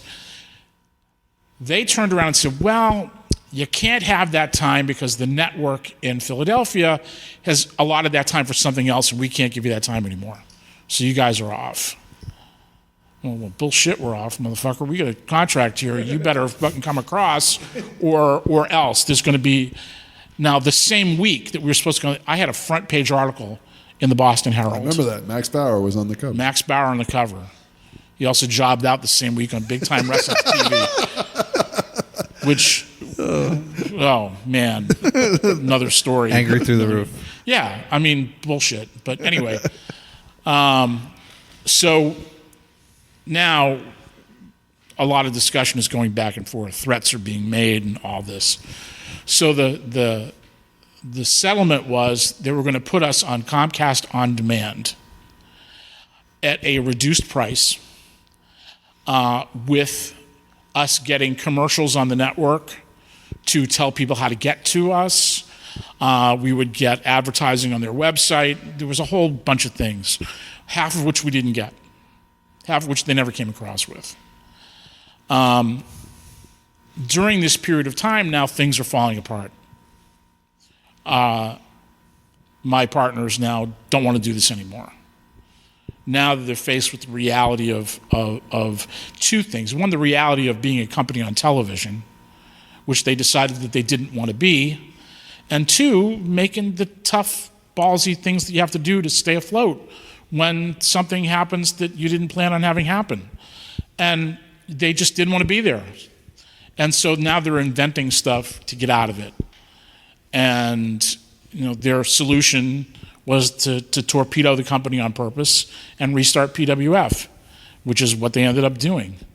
Instead of coming out and saying, hey, we don't want to do this anymore. We just want to go our way and you can go your way. They didn't do that. They just did it all in a clandestine way and whatever. I mean, to just do this part-time, I was telling you before, it doesn't work. I wanted to make it a full-time business. I wanted to make that leap. They did not want to do that. And, that's a lifestyle decision that they had. They didn't want to leave their jobs. They didn't want to take that kind of a chance. And, you can't tell somebody what to do with their life. So I don't blame them for saying, hey, we don't want to do this. This is not a direction that we want to go in. But don't torpedo the whole thing. Yeah.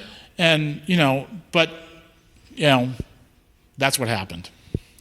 You were on Comcast On Demand, though, right? The episodes. We did run a year on Comcast On Demand. I was going to say, because I think I was at this point, because I remember I was wrestling for you at this time. Right. And because I remember how excited I was. I was like, I can't believe I'm going to be on this TV. I'm going to be, it's like a childhood dream, you're going to be on the show. So that's what made NECW top for me was you guys have TV, you have this amazing look, this amazing entrance. The only thing that used to drive me up the fucking wall was that you guys ran a show like you were filming 4 hours of TV, so it was like the shows felt so long. Yeah. There'd be 13 matches and you'd be like, I just want to go home. But, well, in the middle of that run, all of a sudden they decided, well, we're not going to use the hour, we're only going to use a half hour of television. Okay. Did they give you guidelines going into it, the Comcast Sports Net? Never gave us any guidelines going into it. So they just expected you guys to know what to do. Yep. It says here that you aired 52 episodes, and then at the end of 2010, they opted not to renew the contract. Well, we opted not to renew the contract. The deal was they were going their own way. They were getting out. Actually, so there was no the contract was not renewed. Right. Okay. That's correct. So that was your choice. Comcast didn't tell you we're not interested. No, I don't think they were going to let us renew it anyway. But it didn't matter. It was a moot point. And you don't regret doing it, though, I would assume. No, not at all. When we were on, we were next to the Celtics. We were the highest rated of the on-demand.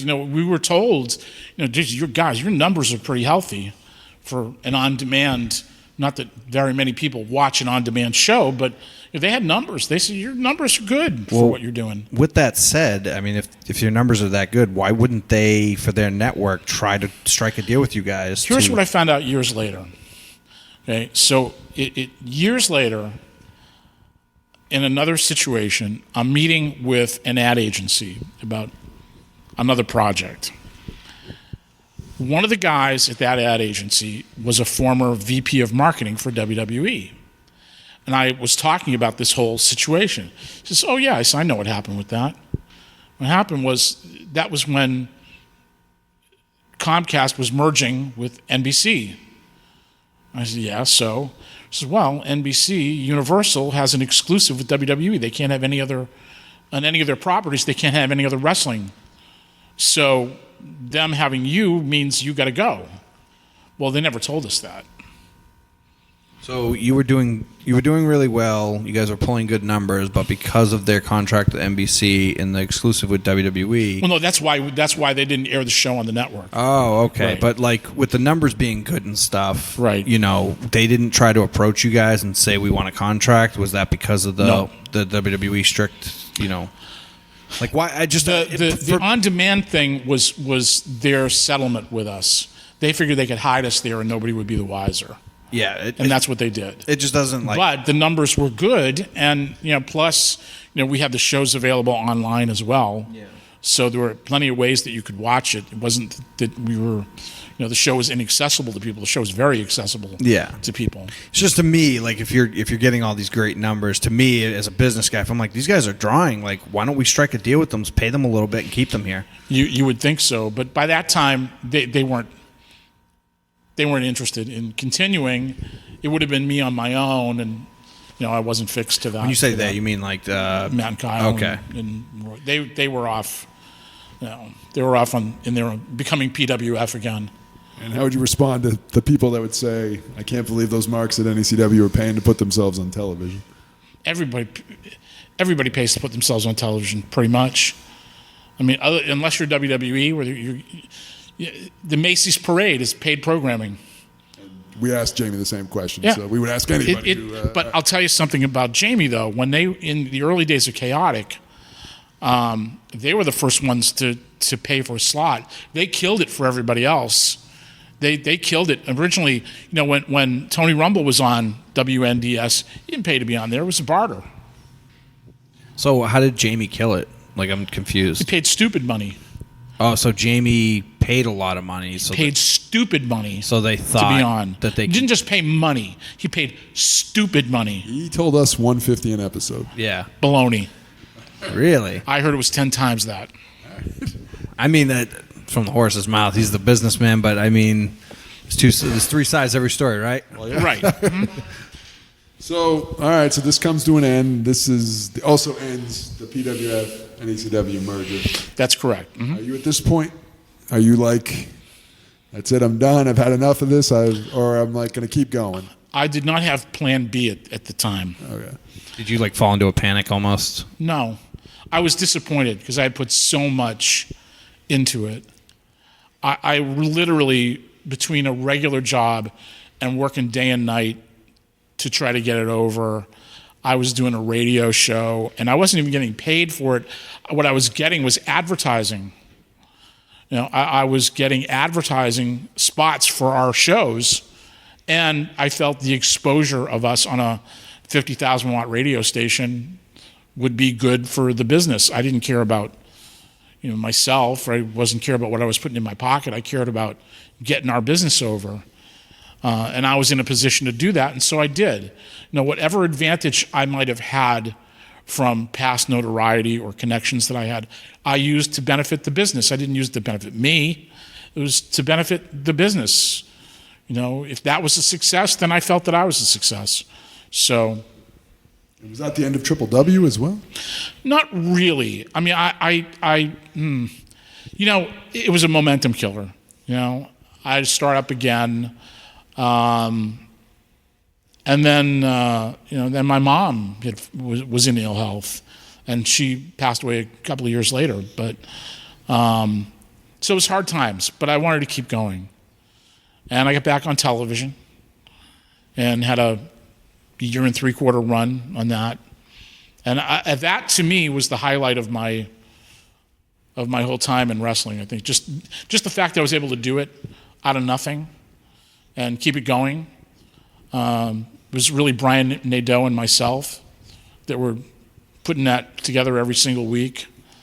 It was a low-budget show for sure, but it was getting numbers that were serious enough that it got businesses interested in working with us, and might help us in the future down the line. But I was very proud of that, the fact that we were able to do that. And you've been. Did you become the booker at that point, or did you get somebody else? Because it was pretty much me. I mean, I had help from, for the most part, it was Kevin. First it was George, and then it was Kevin Castro. George was kind of a mistake, but. I feel like George prides himself on being a pretty smart guy. I mean, and decent, smart brain for the business. I mean, why would you consider him a mistake for the most part? Well, let me say this. I'm very fond of George, but George doesn't have a lot of... See, you hit the nail on the head. Had it been you at that point instead of George, we might be having a totally different conversation at this point. I'm saying that and also because you understand that the book is the business. Yeah. It's the money. George never understood that. George would go through things like, for example, when I was with Matt and Kyle, we had a guy come to work for us by the name of Bobby Fish. Yeah. I know Bobby. You all know Bobby Fish. Yes, we do. He's a current NXT superstar. Yes, Bobby he Fish? is. Yes, that is correct. Now, Bobby Fish is great talent, good person, good guy, but Bobby Fish felt we were never paying him enough. All right. He was, at the first time that we used him, the highest paid guy on the NECW roster, including DC Dillinger, who was the champion. He was the highest paid because he was coming the greatest distance. Only fair that we pay him more money to travel to come. He felt it was not enough. George was so in love with this guy that he was taking money out of his own pocket and paying Bobby Fish. Now, granted, George is not a partner in this. He has no financial stake in it whatsoever. He's just stooping this guy money because he's in love with the guy. Do you mind if I ask? You don't have to answer. But do you mind if I ask how much was Bobby getting paid at this time? I want to say he was getting $100 or 100 or maybe a little bit more. I don't know. Okay. Well, I think it's hard to do if it's your money and you don't care, or B, you actually think this guy is gonna sell more tickets, sell more shirts, bring more people to the show. That's where I was going with this. He was a great hand. But if you're just doing it just because you're a mark for Bobby Fish, I think that's foolish. Yeah, well, George had no financial interest in the company. Okay. So he was just wanted to help the guy out. He's just a super fan. A super fan, yeah. I mean, God bless him for being a super fan. God bless him for caring about the guy. Mm-hmm. But, first of all, it makes the company look bad. If you're running a business and I'm working for you and I don't think I'm getting enough money and you decide, well, gee, Sheldon, you're not getting enough money. Here's another 25 or 50 under the table. Just, just stick around. I like having you around. I mean, that's baloney. What do you... You're not getting that money back. What is that all about? Beats me. Did Bobby ever, in your opinion, draw enough to pay him more? Well, I thought Bobby Fish was great. I thought he was good for business. He had a tremendous series of matches with Eddie Edwards. He had a phenomenal series of matches with Eddie Edwards. He was in an Iron 8 where he broke his ankle in the final. The next year, interesting story, we wanted him to go over in the Iron 8. It would have been poetic justice for him to do that. So what happens is the night, just a couple of weeks before that event is going to take place, Bobby Fish does not know he's going over in the Iron 8. He comes and he tells us he wants to lose in the first round because he's going to work another show the same night in the same area. So... he wants to lose? Right. So he can work another show. Right. Because if he's in the final, he has to be there for the whole night. Right? Okay, yeah, that makes sense. Okay. All right. So, just job me out in the first round so I can go do this other show. Well, they're paying me $300. It's a guy doing his first show. A guy who had been an NECW regular in Quincy who thinks, I can do this, And so we're trying to say to him, you don't want to do that. You don't. Dude, if you do this, we're just not going to use you. Mm-hmm. So he doesn't listen. We job him out in the first round. He goes to work for this other guy. He pockets us $300, and we never use him again until later, years later. And that's the end of business with Bobby Fish. But did you ever feel like he was worth his money? Like, you know what I mean? Like, I know he might be worth 100, and this goes back to what Tarzan. Here's another thing. Okay, just before you get to that, I don't want you to lose that thought. I was not doing the payroll at this time. Okay. That was Matt and Roy for the most part. They decided who got paid what. I did not decide who got paid what. Sometimes I'd be consulted about what a guy was being paid. Sometimes I was not consulted and was quite surprised over what somebody got paid. I was accused of shorting people and stiffing people when I had no role in that whatsoever. So, but your name's on the deal, so you have to take the heat sometimes. But anyway, continue. I was just gonna say, I mean, with you being the guy, because you're the face of NECW. Like, right. Despite who was in it, I always knew it was you. So, I can see how that can come down on you. But sure, this plays off what Tarzan said. I know Bobby at the time said, "I don't feel like I'm getting paid enough," whatever the case may be. Now, if he thinks he's worth $300. Do you think you could have made a profit on him paying him $300 in NECW? Do you think he was drawing that much in more? No. So that justifies why you pay him as little as you do. Right. I mean, should he have gotten 100 and a quarter or 100 and a half? Maybe. 300, I don't think so. Okay. How do you pay a guy, unless he's a name, how do you pay this guy $300 and you're paying your champ 100? Yeah. No, I agree with you. I'm just... Or whatever. I like for... people who listen to how kind of wrestling works, because I feel like it's something I wish I understood when I was wrestling, because when I was a wrestler, I always thought I should be paid for merit, not for draw. I'm coming in here to kill myself, pay me. I've chosen to come in here and kill myself. I wish I respected the business aspect now, and it helps talking to you, a lot of guys who've run businesses and promotions, is like, realistically, I might have gotten over really well in Chaotic, but I was never like, people didn't pay to come see Julian Starr. They paid to watch wrestling. You know what I mean? So who the fuck am I to, I mean, don't get me wrong. I'm going to do my best to try and get a $100, $120 payday out of a booker if I can get it. But I mean, who am I to think that I deserve that type of money? I'm not drawing you the profit. So who is? Yeah. Few guys. Almost no one. Almost no one. Right. Well, I mean, I guess I would just say that again, if it's, if a guy can get the money, more power to them. If the booker was doing it because he was genuinely trying to make the company a success, then maybe I could see his viewpoint. If it's just because you are a mark for this guy, I don't. I mean, more power to you if that's what you want to do. That doesn't seem the wisest decision in the world to me. But maybe that's just me. So the PWF era goes away.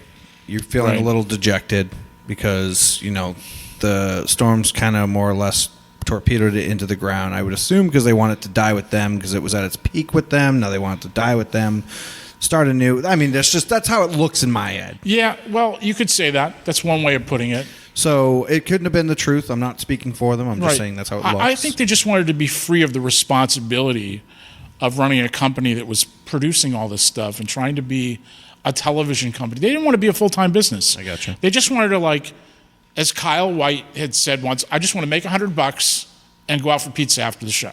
That seems fair. So if you want to make $100 and have pizza, yeah, it's just that's what you want. If you want to run a wrestling company and you want to have that do well, you don't do it like that. It's two different sites going two different ways. Tarzan, you were going to say something? Well, it's just, I'd say a majority of people in the independent wrestling business all think the wrestling business just takes place in the ring. Yes. And a lot of them do not think beyond that. So, in my opinion. So the PWF NECW thing goes away. Now are you trying to reinvent or rediscover a different way to resurrect NECW? Because I feel like it did go away for a period of time. I wasn't ready for it to go away because I had invested so much time and emotion into it. I still felt I had something to prove and to do. I got to remember now my mom is on her last legs. So now I've got a lot of pressure financially. But I wanted to continue, and other people wanted me to continue. Had it not been for other people wanting me to continue, I may not have. I don't regret doing so, and I didn't make that decision solely because other people said, we want you to keep doing this, but it was a factor. Who specifically wanted you to keep doing it? Do you have any names come to Yeah, I mean, George, Dillinger, a bunch of others. I got you. Yeah. All right. So, like, what kind of got the ball rolling again? It was George initially. He said, hey, we want to do something, blah, blah. And all right, let's go. We did a benefit show for George's nephew, I think it was, and that was a success. And we started running a few shows here and there, and the problem was that George, without somebody keeping him in check, is a bad recipe. Nothing was ever written down. Funny you say that, but I mean, George has gotten a lot of different jobs in the position he's had. I mean, didn't he work for NJPW? Yeah. He was with Ring of Honor. Why do you think that is? Because I mean, what you said about him, I worked with George a little bit in Chaotic, but I wasn't like part of the booking. So I'm just curious because he's gotten a lot of jobs in that field of wrestling. So, do you think he's just a good salesman, or? He's got a lot of passion, and he genuinely loves wrestling. He genuinely loves pro wrestling. He genuinely, wants to do something, and I think that's great. But George was never understood the money side of it. George had no clue about dollars and cents. I'll give you an example. My mom is on her last legs, and I'm looking for a venue. We're going to do a couple of matches in the 7 Levels of Hate series between Adam Pearce and Colt Cabana for the NWA title. Got to find a venue. I'm spending a lot of time with my mom, who is very ill at this time. So I got to trust George to go out and help find. I got a great building. It's in Bridgewater. It's the Knights of Columbus in Bridgewater. Awesome. Holds 400 people. Okay, great, 400 people. Let's book the building. So we booked the building. I get to the building, and there's a sign on the wall that says, occupancy permit 250. You missed that sign? Yeah. I said, George. I point to the sign, George, look at that. He said, oh, you can get 400 people in here. No, George, you cannot get 400 people in here. You can get 400 people in here. So what are they going to do, sit on each other's laps? I mean, George, first of all, let me clue you in on something. It says 250 people. If the fire department comes and counts 251 people, show's over. That's it. Yeah. Oh, you don't know. Come on.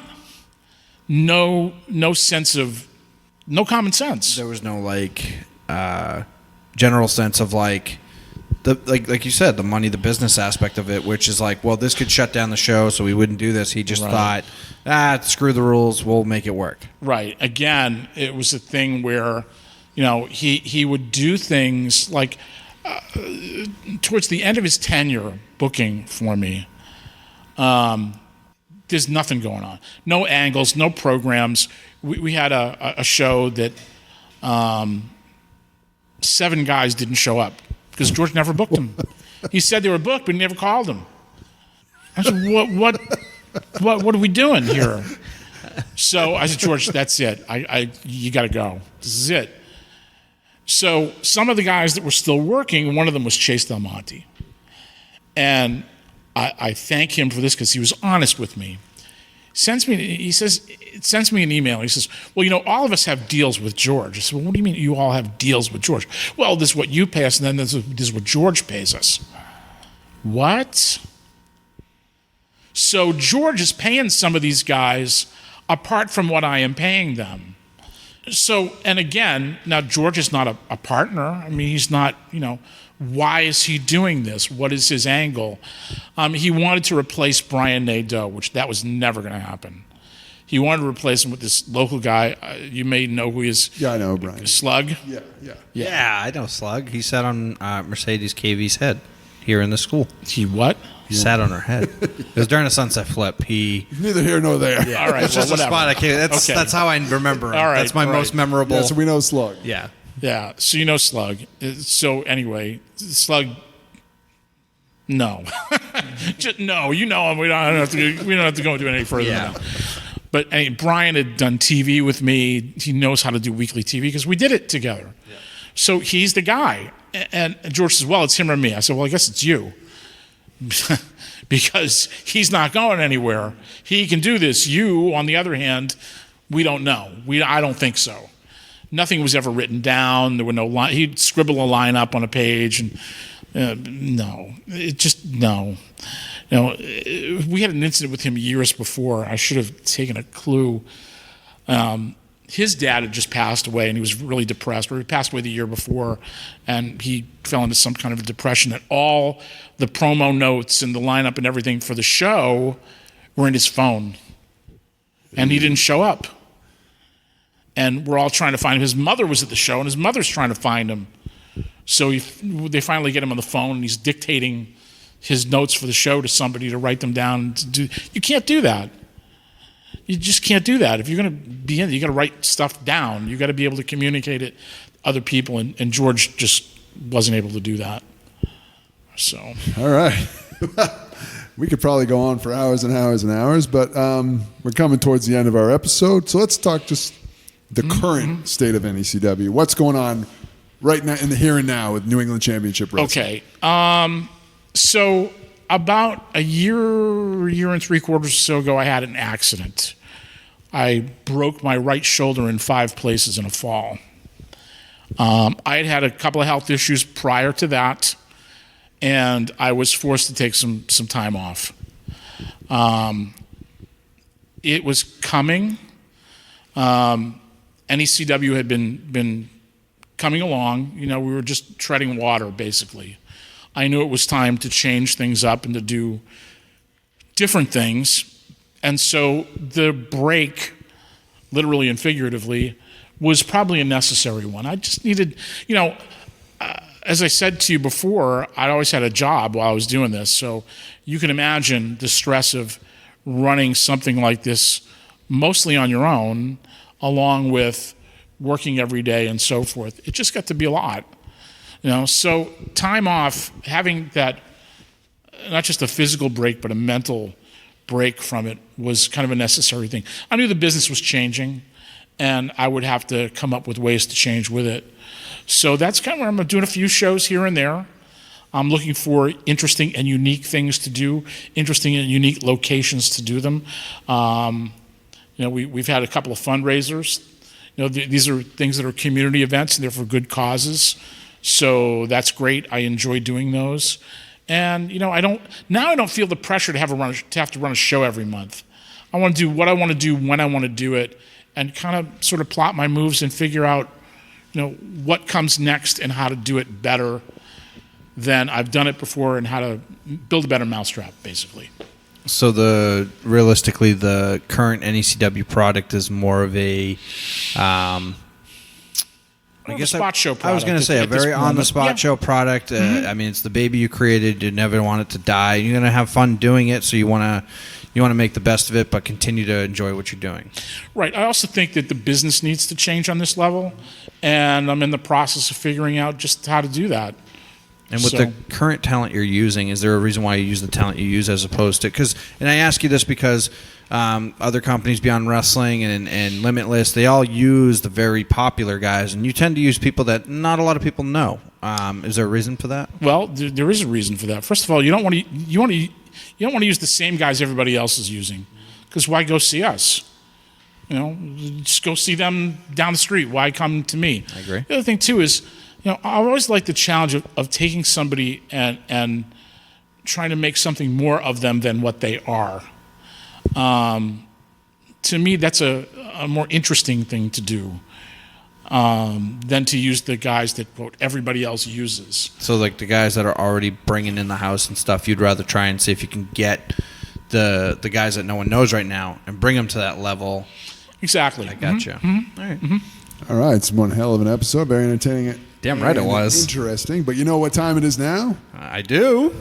It's time for The Fantastic Four. The Fantastic Four, Sheldon, is where we're going to ask all of our guests that are on the show. We ask them the same 4 questions. So we're going to start with question number 1. Question number 1 is simple. What are you the most proud of as far as being a owner, booker, you name it, for NECW? What's the one thing you are most proud of? One thing I am most proud of is that I have helped a lot of people throughout all the years that I've been promoting, and even before I was promoting, that I helped a lot of people. I gave them the opportunity to do what they wanted to do. I helped them in some small way get to where they wanted to go. And I don't think it gets any better than that. If you can help somebody live their dream in some small way, I think that's the greatest thing you can do as a person. That's a very admirable answer. All right, number 2. Exclusively your time running NECW, what would you say is your biggest regret? Wow. I don't have a big regret. Not a one. In spite of anything that we might have discussed, people that didn't work out or whatever, I think that that journey was its own reward. So I don't have any regrets. Not a one. That's the first time I've heard that. It's the first in the history of Truth, Justice, and the New England Pro Wrestling. It really League. is. Yeah. I mean, so the third question that I love to ask, and I'm thinking we already know this answer, and I'm sure all the listeners who know what's coming knows the answer. But the third question that I love to ask is whether hate or strongly dislike with your dealings as the owner promoter of NECW. Who would you say you hate the most, and will you name them? I don't know. I mean, even when it comes to I don't so much hate him as I pity him. You can say strongly dislike if you prefer Strongly that. dislike. Mike O'Brien. Really? Yeah. Really? Wow.